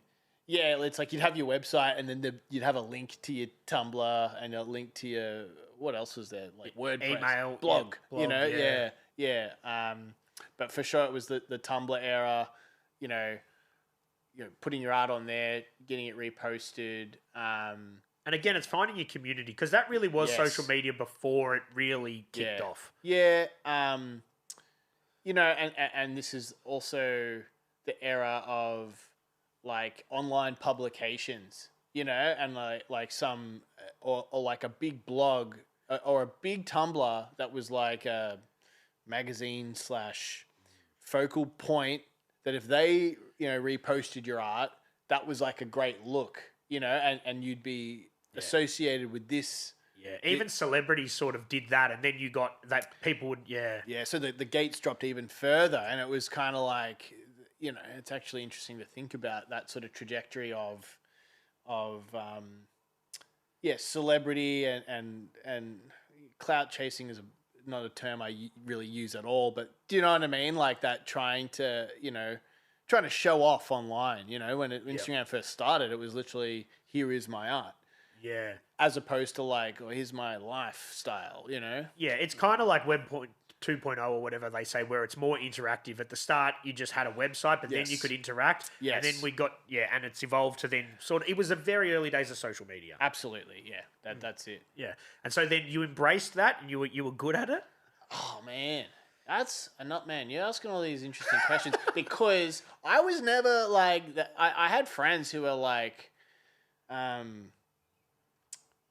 popping on Tumblr. You know what I mean? Who are like, did like cool tattoo flash art, who did stuff that like would get like reposted like dead set like 500,000 times, and they'd be asking to be in group shows in Spain and Amsterdam and I that never happened for me. Like I was never really popping on Tumblr. But you had your community that embraced you. And For sure.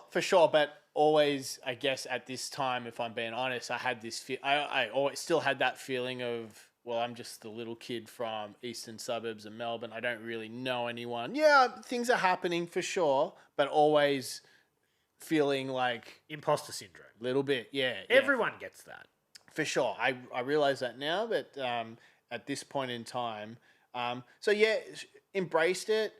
Wasn't one of those people who became Tumblr, quote unquote, Tumblr famous or Insta famous. You know what I mean? Like always just kind of, hopped along with it. Like you said, like certainly nothing to whinge about or. But it was way more pure back then, because it was never went viral. You know what I mean? Viral, Yeah, never went viral. But it was just like a more sort of pure time with that sort of stuff, where you just put, like, I wasn't an artist, but I would consume stuff. People just put their art out there. Yeah. They weren't trying to like, That's right. Yeah. Like it wasn't like I'll do this and then it'll blow up. It was just like, this is what I make. Yeah. Hopefully people like it, then they'll follow. You know what I mean? For sure. And that's what I did for sure. And I did.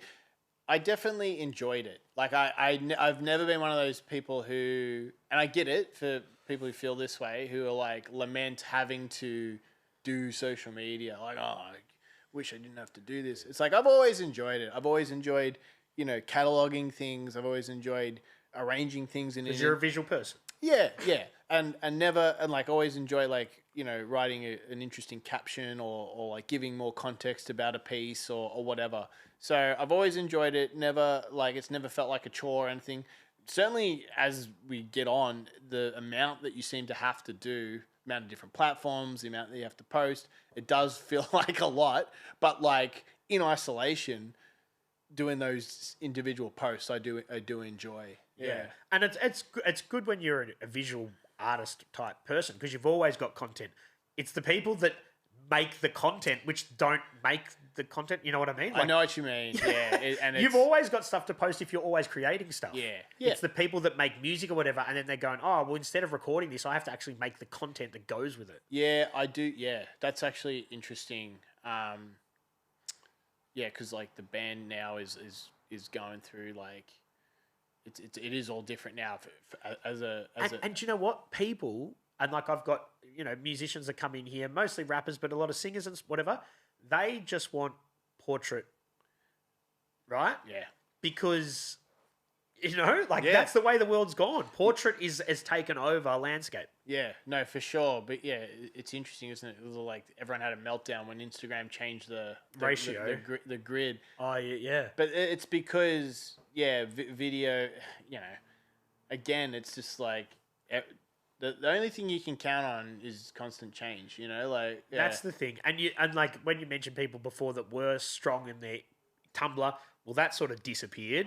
People that early days of Instagram that were really strong, that were really good with the visual aspects, soon as video comes in, they're taking a hit. Like you can't rest on your laurels. They're going to keep moving the goalposts. Nah, so honestly, mate, the way I've always looked at, because it's not like I ever, you know, my Instagram blew up and you know, I had all this success because of, I can just point to Instagram. It's always kind of just been there for me. I've always just enjoyed it, but I've never relied on it for my career. I've never relied on it for X, Y, or Z.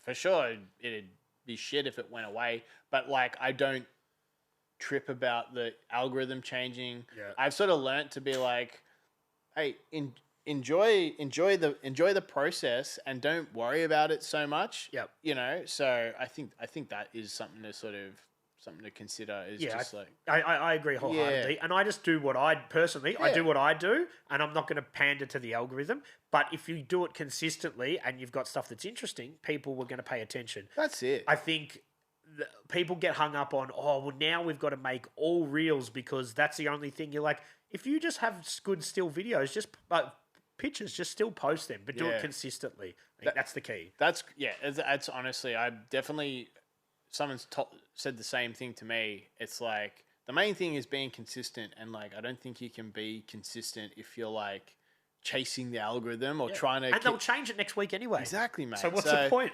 You've got to, like with anything, you got to enjoy the process. So if you don't enjoy making shit for social media, then don't do it, because it's like, it's a losing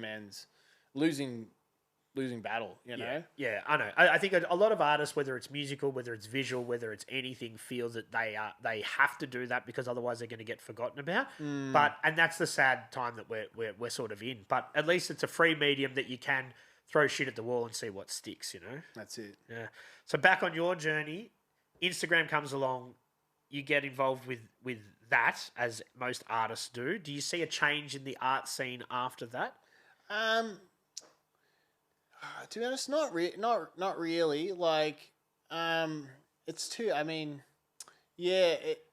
like I said, like Tumblr was more like you're on. You know, Tumblr wasn't really on your phone. It was like you're on a PC, on your desktop. So it was more like an actual visual portfolio. Whereas Instagram, to answer your question, if there was a shift, I think Instagram was like the more like, here I'm out in the world. Here's what I'm doing. Here's who I'm hanging out with. You know, here's my life, and it was sort of more that like, you know, expressing what you're doing through that, or like tagging people or things like that. I think that was the big difference between. Whereas Tumblr was like was a blog. You know, it was here's a date and an entry. Here's a picture. Here's a little essay. That I think that was the shift. I think because Facebook was going, but like Facebook wasn't really like that. Facebook was more like, you know, here's an event. Come to my thing. It was just spamming people for events. Yeah.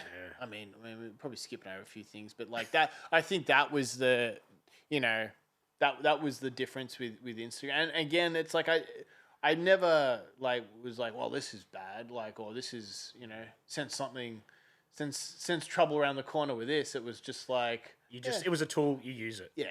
And so on your journey artistically, then the band's going, you're back here, you've done your solo stuff, the band's back together after you've been overseas for 2 years, the creative juices are flowing, you feel like you're making a bit of more of a mark. Where do you go from there in the mid-2010s?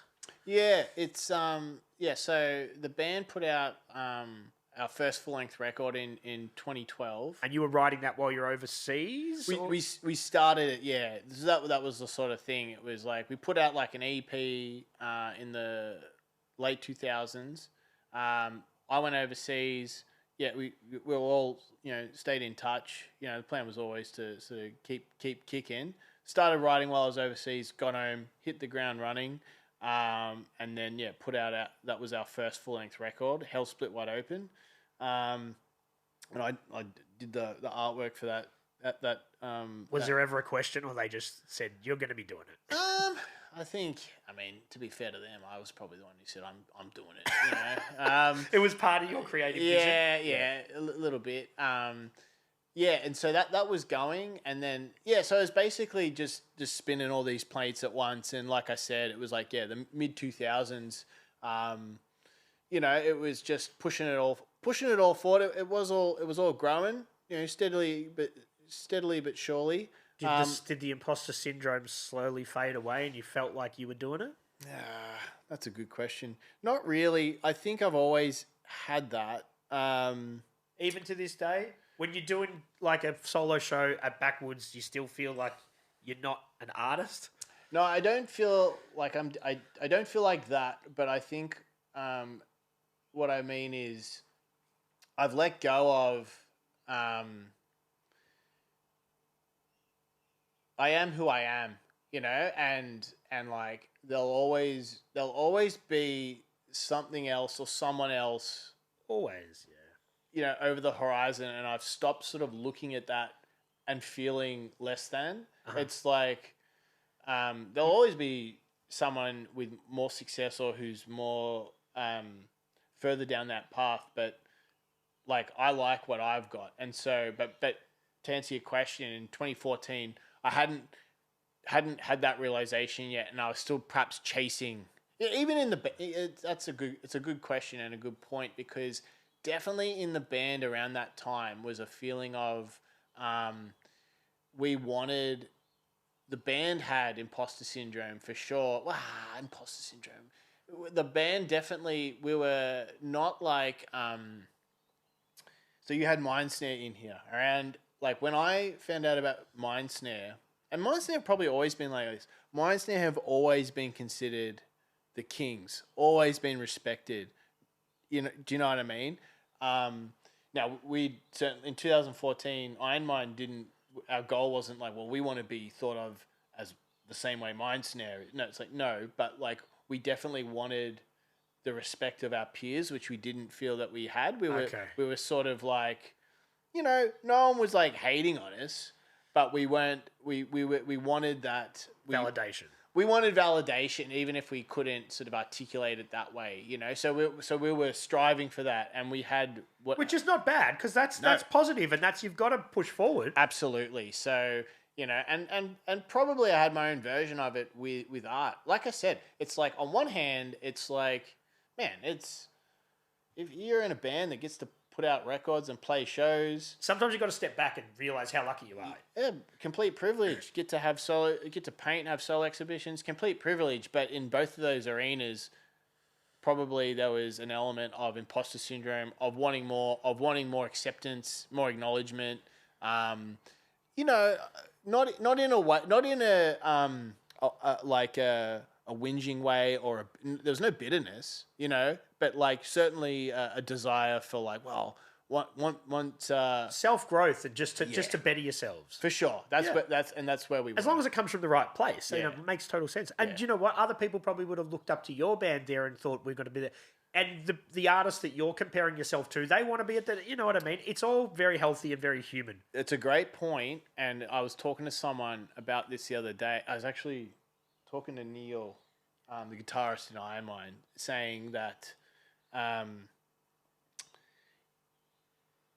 like the way that there's a lag between the way that we see ourselves, right? When we're playing a set, we still feel like we're those kids in 2007, who can barely play their instruments, who don't know what the fuck they're doing. Love it, going crazy, but don't know what we're doing. You never really shed that feeling of being there. But like you said, that's not how people see us, right? And so there's always a delta. There's always a gap between how you feel and how you're seen. and this applies to everyone in every facet, in every walk of life. It's like you forget this, but there is a difference between how you see yourself and how someone sees you. And yeah, it's like over time that gap is narrowed, but it's still there. You know what I mean? But in the back of your mind. But yeah, with maturity, once we learn these things, it helps. Yeah, but in 2014, it's like you're right. There were young kids coming up looking at us like we love Iron Mind. We didn't know that. We still felt like, oh well, no one's giving us a look in, and we want to get on this show, but we're not being booked, we're not being asked. But so we'll grind a bit more, and we'll get there, and da da da da da. But yeah. You got there in the end to that mindfulness of like, okay, let's not compare ourselves to other people. We're just on our own journey, and you got to be happy with it. That's it for sure. Maturity, it happens to everybody. Yeah. Well, one way or another. So you're happy with the way that the band's going? That point in time, you do another solo exhibition. Yeah, it would have got to the point where I ended up, I'm rolling with my artwork, and I'm probably having a solo show, once a year, basically. Which is great for a professional artist. You're staying relevant, you're selling works, you're moving on to the next one. Yeah, trying different things, different formats, always experimenting with, different projects and ways of doing things. Like another sort of impactful thing that happened around that time after I got back from France was, joined like a studio collective, went by under the name of 615, and we had a studio space on top of the Capitol building on Swanston Street. Yep. With a few friends, Mike Danishevsky, Sahil Silkroy. It's great being in those creative spaces because you sort of feed off each other. Absolutely. Better than sitting in a studio by yourself, staring at a blank piece of paper. That's it. I mean, it's not how I work today. I kind of need that solitude, but absolutely at that point in time, it was a great creative space. All different, probably people that you've had on this podcast, came through, all sorts of different creative people. And around this time is when the band was going. So there was, Mike's a photographer. So, he'd take photos, make video, we'd bounce ideas off each other.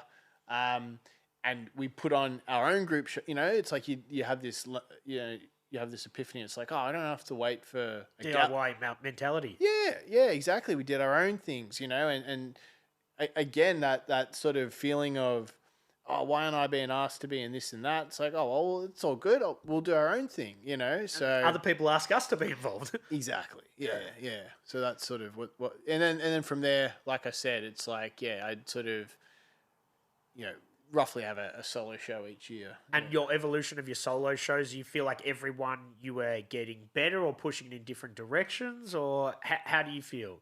Yeah, for sure. Each iteration, each show, always trying to get better. And by better, I think I mean a better understanding of what kind of art do I want to make, a better like a refinement.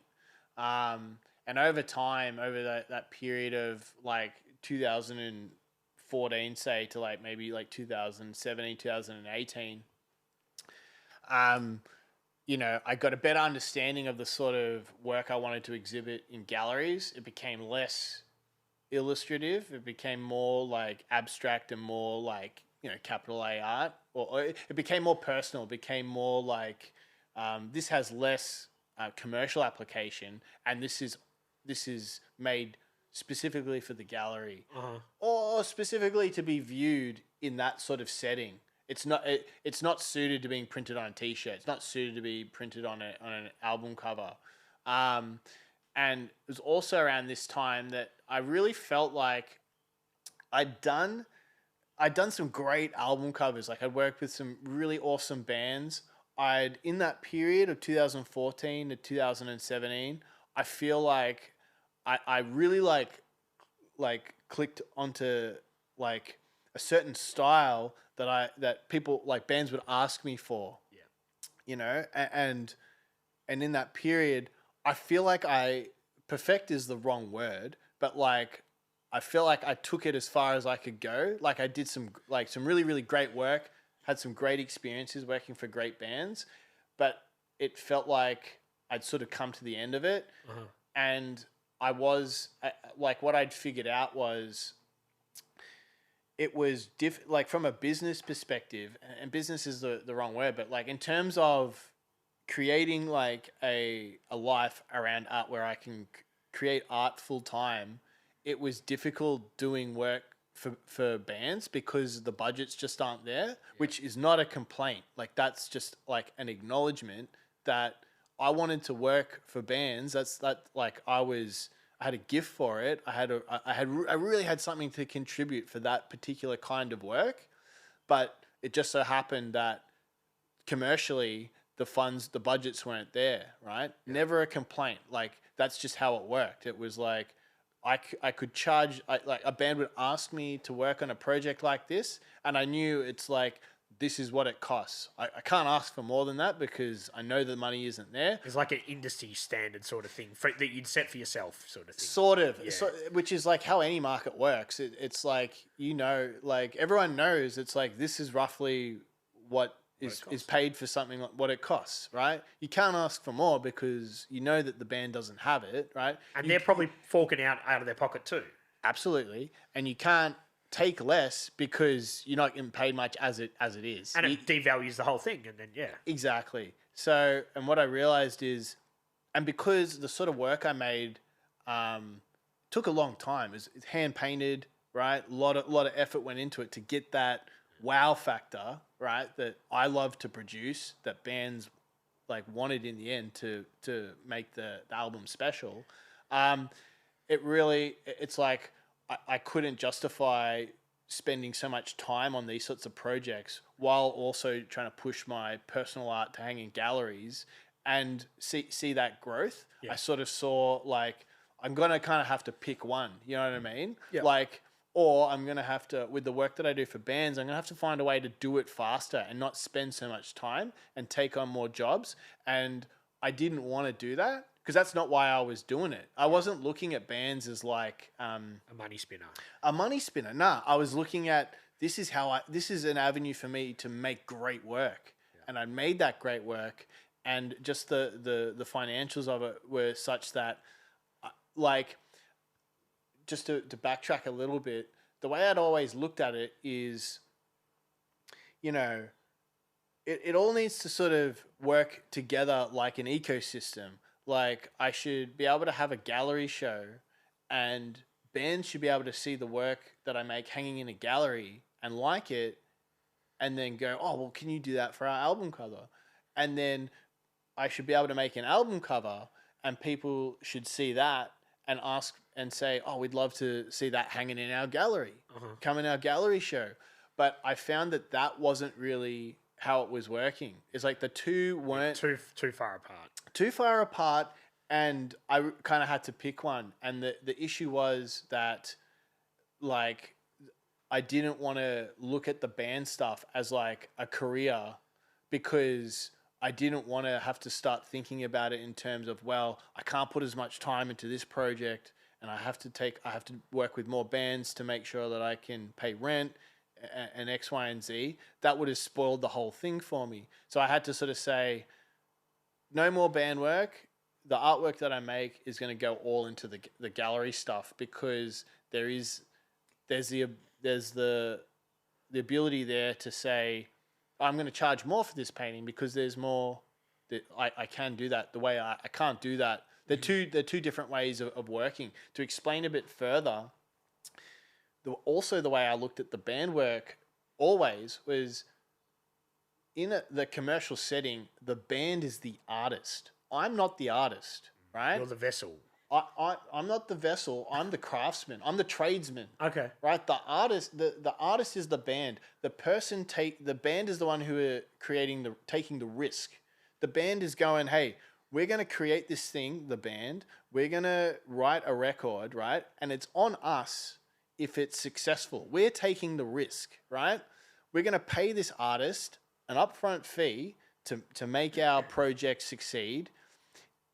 If it does succeed, it's on us. If it fails, it's on us. The illustrator, me, I get paid whether the band is successful or not.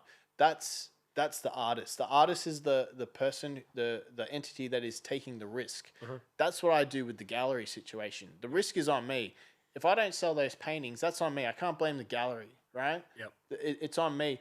But the possibility for growth is with the artist. The band can grow as big as it can or wants, right? The gallery artist, I can grow as big as I want. You know what I mean? Like, you know what I mean? Yeah. The ceiling there's no ceiling. There's no ceiling on an artist's career. Yeah. So you're taking the onus back on yourself. Exactly. There's a ceiling on. I've realized that there's a ceiling on what I can do in the commercial art space for bands, and so I'm going to pick the no ceiling, and I'm going to do other work to supplement it. You know, was it a hard arm wrestle? Absolutely. It was a difficult arm wrestle because you've obviously thought about it. It's the way you explained it. It's been going on around your head for a while. Yes, it was. Once I realized that, it wasn't a difficult wrestle. It was kind of like the similar feeling to figuring out that I didn't want to be an animator. Once I figured it out, it was like almost like a relief. It's like this stress that I've been feeling. This isn't working. What do I do? I don't understand. It's this, it's that. And then when I figured that out, I was like, I know what to do now. Relief. You know? And it seems like the timing was probably right in your maturity as an artist, as a human, and how much you'd accomplished doing the other stuff, that you were sort of at that point where the timing was right. Yeah. I guess, like, you know, everyone learns things at the pace that their brain allows. You know what I mean? I finally figured it out. Yeah. And what year was that? About 2018. Yeah, 17, 18. Right. Yeah. So then you're all in on your artist, as you call it, with a capital A. Yep.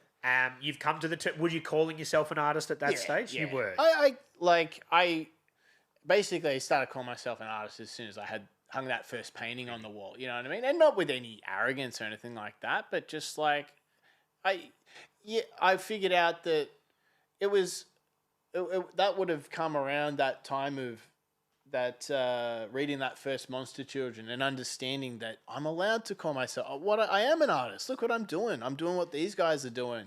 We're allowed to call ourselves artists. There's nothing wrong with that. So, yeah. Oh, awesome. So then you start to get to that point, and do you attack your art differently then? Because you've got all the band and somewhat commercial appeals. You're like, this is for the walls. This is for the gallery. This is for the individuals that want to have that at their house. Yeah, absolutely. And there's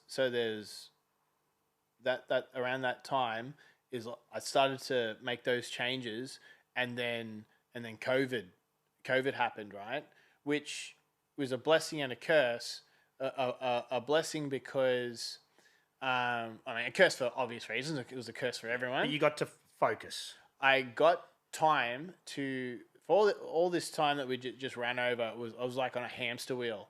Just faster and faster, try to make this work, try to make this a living, try to figure, run, hit a wall, it didn't work that way, run, try this way, it didn't work, run, try, go after these clients, go after this thing, try and do this work, doesn't work. COVID happens, right? I made this decision I just want to be I just want to go in on my personal work. COVID happens, and I get the time and the space to sort of slow down and stop and think. I don't have to rush around. There's no exhibitions happening. There's no shows happening. There's no nothing happening. So that timing did work well for you. Absolutely. Yeah. And I was able to sort of stop and consider it. So it's like, all right, if I'm just making work for the gallery, and like I've talked about this before, but a lot of these thoughts are in the back of my head, right? I want to change my work, but I don't hate my work. I've always made work that I love. But like over time, you get this feeling in the back of your head, like I'd like to change my work a little bit, but I'm not exactly sure how. But I've got a show coming up, so I'll just keep doing what I do, and I'll change it a little bit next time, and change it a little bit. There's no hard reset. No, and I never wanted to do a hard reset. Like I never wanted to go away, come back, and my work's unrecognizable. It was more like I've been working in a certain way that had been influenced by my commercial work, right? And like I was saying, I had that traditional training, drawing realistically. That was always like, I was an illustrator, so I had to have skills to be able to actually draw things properly and realistically to communicate whatever I was trying to communicate, whatever I was briefed to do. Right, that had always had its place in my work. There was always an element of realism, whether it was portraiture or landscape or whatever. There was always an element of like labor. Like there was always an element of like, this would have been difficult to paint. Look at this, Yeah. Isn't this, wouldn't this have been difficult to paint? Look how real it looks. Look how, with other stuff going on, with the, creativity and all that extra stuff that I brought to it. And part of some of the thoughts that I started to have was like, well, what would it look like if I removed that realistic element? What is it about this? What is it about painting that because one of the things that I started to feel was like, I like the outcome. That's actually not really it. But I basically realized over time that I've kind of gotten bored with painting realistically. I don't necessarily want to have that in my work anymore. What I want to keep is this interesting composition, of this interesting way of showing two elements next to each other, of using colors in a strange way, of using form and figure and brushwork which has always been in my work, but I want to focus on that. Mm-hmm. So what would my work look like if I remove the realistic part or the illustrative part or the part of it that communicates lots of time went into this, and that period of COVID allowed me to stop, slow down, and experiment with that. Like, actually sit down and go, all right, I'm going to paint this painting, and if it doesn't work, I've got this idea of maybe what my new work could look like that would make sense to the old work, but like take things in a new direction without like sort of freaking everyone out or whatever. But like, I have the time and the space to carry out those experiments, and if they don't work, I'll just throw them out. Yeah. I don't have an exhibition coming up. Like I was saying, there was nothing on the horizon. Exactly, mate. And so that's what that period allowed for me, and I was able to, and I loved the work that I made in that period, and that led into. Was it hard to transition though? Once you made that decision, you just knew the direction you were going. Exactly. It's similar with that decision to stop doing the commercial work. It was like, yeah, a lot of oh man, if you spoke to some of my friends who I talked to about that puzzle, right?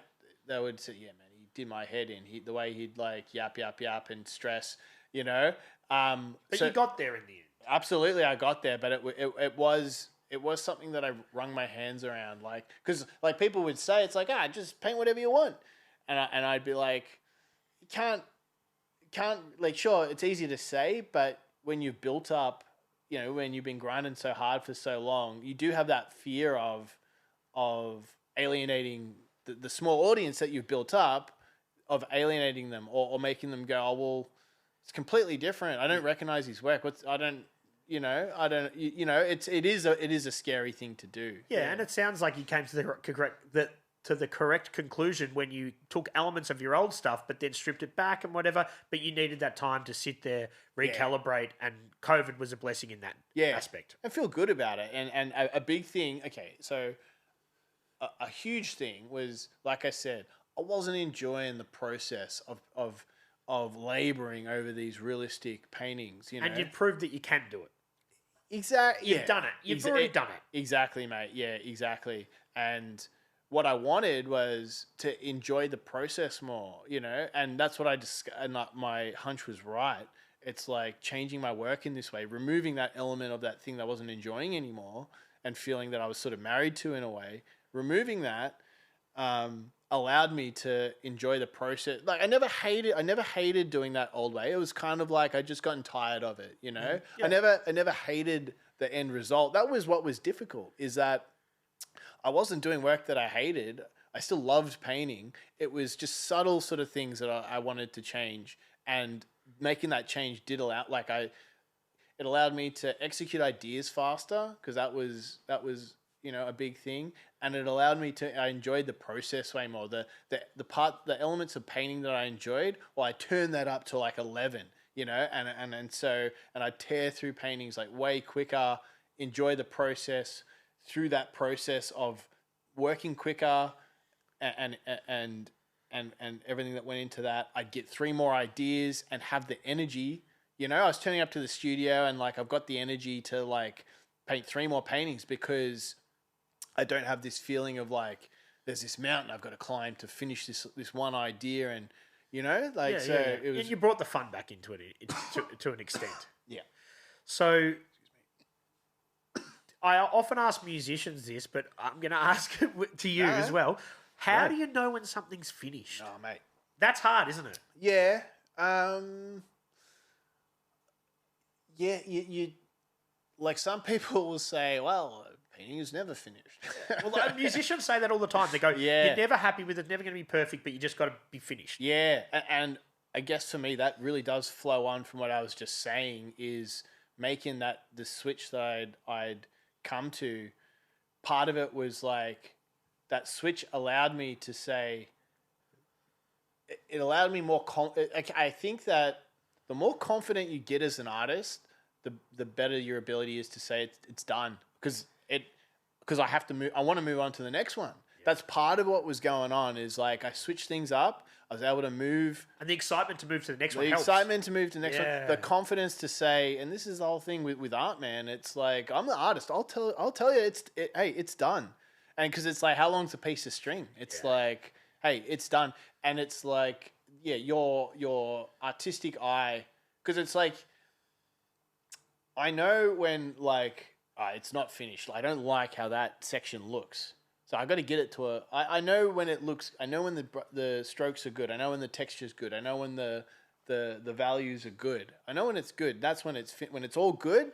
That's when it's finished. I guess when you're younger, you don't have that confidence. You don't have that control of the medium. So you're probably faffing around more and like, I guess you run out of time, it's finished, Yeah. Whereas when you get more experience, I mean, no one taps you on the shoulder and says you're ready, like it's just a thing with the experience. But like, I guess any artist you have in here will tell you, it's like, when it's like when it's done, and then it. 3 different things to say at once, but it's like with my work, everyone's different, but with my work, there's a point where it's, first of all, I like do a lot of planning with my work. I plan out how it's going to look before I approach the canvas. Up here or on the like a thumbnail or something? Thumbnail, sketchbook, right. I'll play around with like mock-ups on Photoshop, like cut this and shift this around, and right. how would it look? So I take this old painting and this this other one and mix them together. It's like, I had this idea. What if I mix these two and flipped it and it looks shit? Oh, that looks good. Sketch in the sketchbook. Plan it out so I have a good, when I approach the canvas, right? I've got a good idea that I'm gonna like this painting at the end. Like, I don't know exactly what it's gonna look like, but I've got the foundation is there. It's gonna be a strong image. I know I like where I'm heading with it, right? I've got that planned out. Now, how the paint actually like lands, that's all a mystery. But like, I've got to start with that confidence that like, I've planned this out. I know that I'm gonna like I'm not like entering into this like project with no idea how it's going to look at the end. I can't do that. That's terrifying. But can you sometimes throw out the plan because you like the way it's going in a different direction? Absolutely. But to finish that first point, there's like a point where you get to like 80%, or maybe it's even early, like it's 70% done, but there's something flips where you're like, oh, this is going to be sick, but there's a point before that where you don't know. You're like, maybe this could be shit, I don't know. And that's anxiety. It's anxious. It's like, I don't know if is this going to look good, or is I smoking my own, am I tripping? And then there's a point where it shifts and you stand back and it's not finished, but it's like, fuck, it looks sick. I did it. Like, it looks awesome.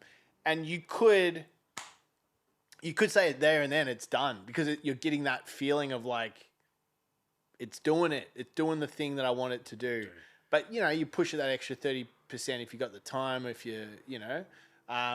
that's my long way of sort of saying that's how I figure out if something's done. If I don't get that feeling, then it's definitely not done. You know, that feeling of like where it flips and you're like, it worked. Yeah, you and I know? guess if it never gets to that feeling of done, you put it to the side. You might be able to use elements of that for something else. It may speak to you later on. Yeah, it's very unlikely that if it gets to that point that I'd ever show it. It's not like, but it's a exercise. It's an experiment. At the very least, I know, hey, that thing that you approached, it didn't work. So don't do that again. Let's learn from this. Yeah, exactly. You know, it's like you never stop learning. Yeah, the last time you tried to do that, it didn't work. So don't do it again. You know, the things that work, you keep. I keep in my tool belt, and that's a lot about what this my next show is sort of about. Yeah. Yeah. Well, we've got to that sort of point. I think let's talk about your next show, which is opening tomorrow. That's right. Yeah. May 2nd, tomorrow, Friday at Backwoods Gallery. Title of the show, Path Dependence, which is so, you know, kind of segueing into what I was just talking about in like path dependence is sort of, it's like an area of social sciences where the idea of things are sort of set in motion by their history. Like an example is like VHS tapes. You know, there was beta, like the history is there was Betamax tapes and VHS, but VHS won the format war, and so VHS was what everyone started optimizing to make films for. The QWERTY, the keyboard that we all use with the arrangement QWERTY. QWERTY. Yeah, that could have been anything, but that back in the day, that was the type of keyboard that won out. So everyone learned to type on that kind of a keyboard. Path dependence. It's like the idea that you're shaped by what came before you. And so I read about that and I was like, that is 100%. That's literally everything that I was just chatting about. Like, so everything that I've experienced in my life, I can't just make the work that I make today is completely informed by what I made yesterday, and only by like little iterations do we move it in the direction that we want to move. And you can sort of look at that with everything. You can look at your life. It's like the life I have today, I can't just change my life, you know, on a dime tomorrow. It's made up of all of my experiences, and I change it by little iterations. Like I'm set on a path, and you know, I build off of what's come before me. So like I was saying, it's with my work now, you know, I'm iterating faster. I'm building off other ideas where in the past I would try and complete one idea and think or feel like, well, I've done that idea, so this next painting has to be completely original or completely new. Whereas what I enjoy doing more is painting a painting, like I just said, figuring out something that worked in it. Now let's use that thing again, like flip it, you know, like let's do it again. Let's make it better. It's a slow evolution. Yeah. And what you end up with as an artist is like a more cohesive body of work. You like I said, I tapped into something where I do one painting. I'd love how it looked. I loved the process of making it, and because I love those things, I came up with 3 more ideas in the process of doing them. You know, so it's like, okay, let's make these other 3 paintings. You know, and it's like I'm getting to where I want to go faster. You know? Yeah. So that's sort of what I'm exploring in this new series of work. And this is the direction that you see you'll be going, even though you've finished this body of work now and you're displaying it, which starts tomorrow. Do you feel like your next, if you can think ahead, are you going in that same direction? Yeah, it's absolutely. It's like, I've spoken about this before, but it's my work as an artist. You know, for me, my work is it's about the process of painting. I'm not painting to communicate a political topic or a religious topic. I've stopped doing commercial work. My work is I've realized that like I love painting. I love image making. That's what my work's about, right? And so that's what I'm focusing on. So that's why I just described it's like the idea of path dependence.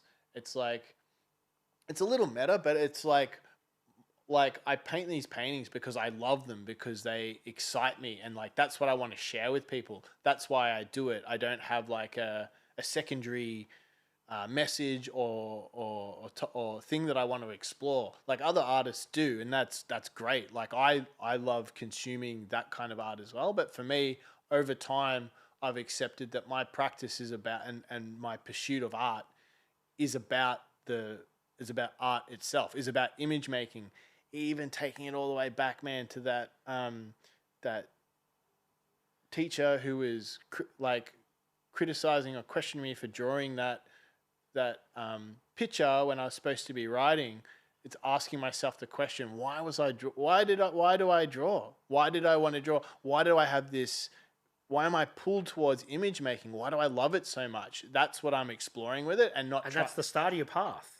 Exactly, bro. So to answer your question, like, well, where's it going to go next? Now that I've made all these decisions, it's like I'm free to take it to accept that I'm on this path. I'm always going to be iterating, and it's about, well, what's the exciting thing that I can do next? It's almost like with each painting, now that I'm unburdened by these things that I've been working through, it's like with each painting that I paint, it's like I'm energized to make more and take it in other directions. Whether that's like with this work, it's the biggest work I've ever made. So it's like, how many pieces?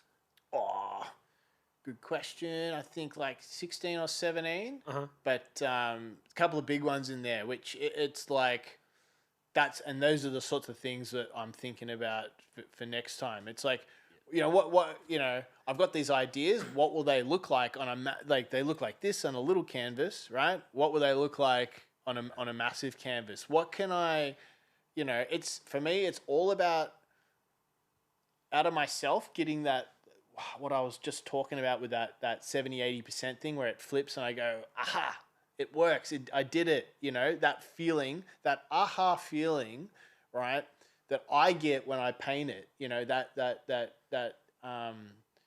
that blissful, exciting, like exhilarating feeling you get from creating something. I'm trying to give that to the audience. I'm trying to get that reaction out of people who come and view it in the gallery, because there's a reason why people, people love going to galleries, even whether they paint themselves or not. They want to feel emotion. They want to have an experience. Yeah, and there's something in the tradition of painting canvases and hanging them on walls that has endured, that people enjoy. There's value in it, right? And so I'm not trying to like shock people or scare people or like flip someone's head, with a political idea or message, which again is cool.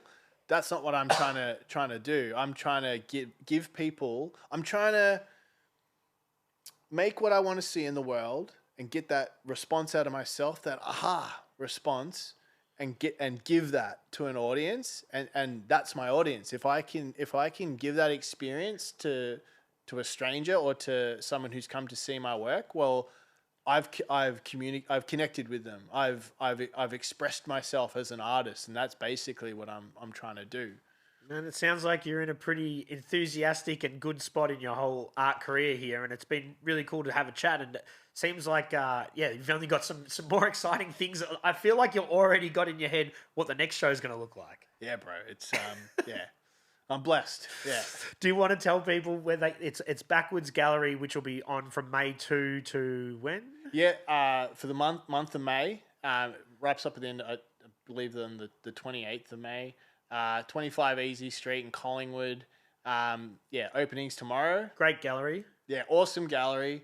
Like legendary gallery in the street art space in Melbourne. Like really, really important space. So super stoked to be showing there. It's my first time showing there, and I'm really happy with how it's gonna all come together. Man, it's been a great chat. I've learned a lot about you. I've learned a lot about the art, and I'd love you to come back. We could talk more about the music stuff as well one time, man. Yeah, absolutely, man. We'll do that for sure. Thanks for joining me, and man, I'm keen to see where your journey's going to take you. Yeah, cheers, mate. Thanks for having me. Cheers.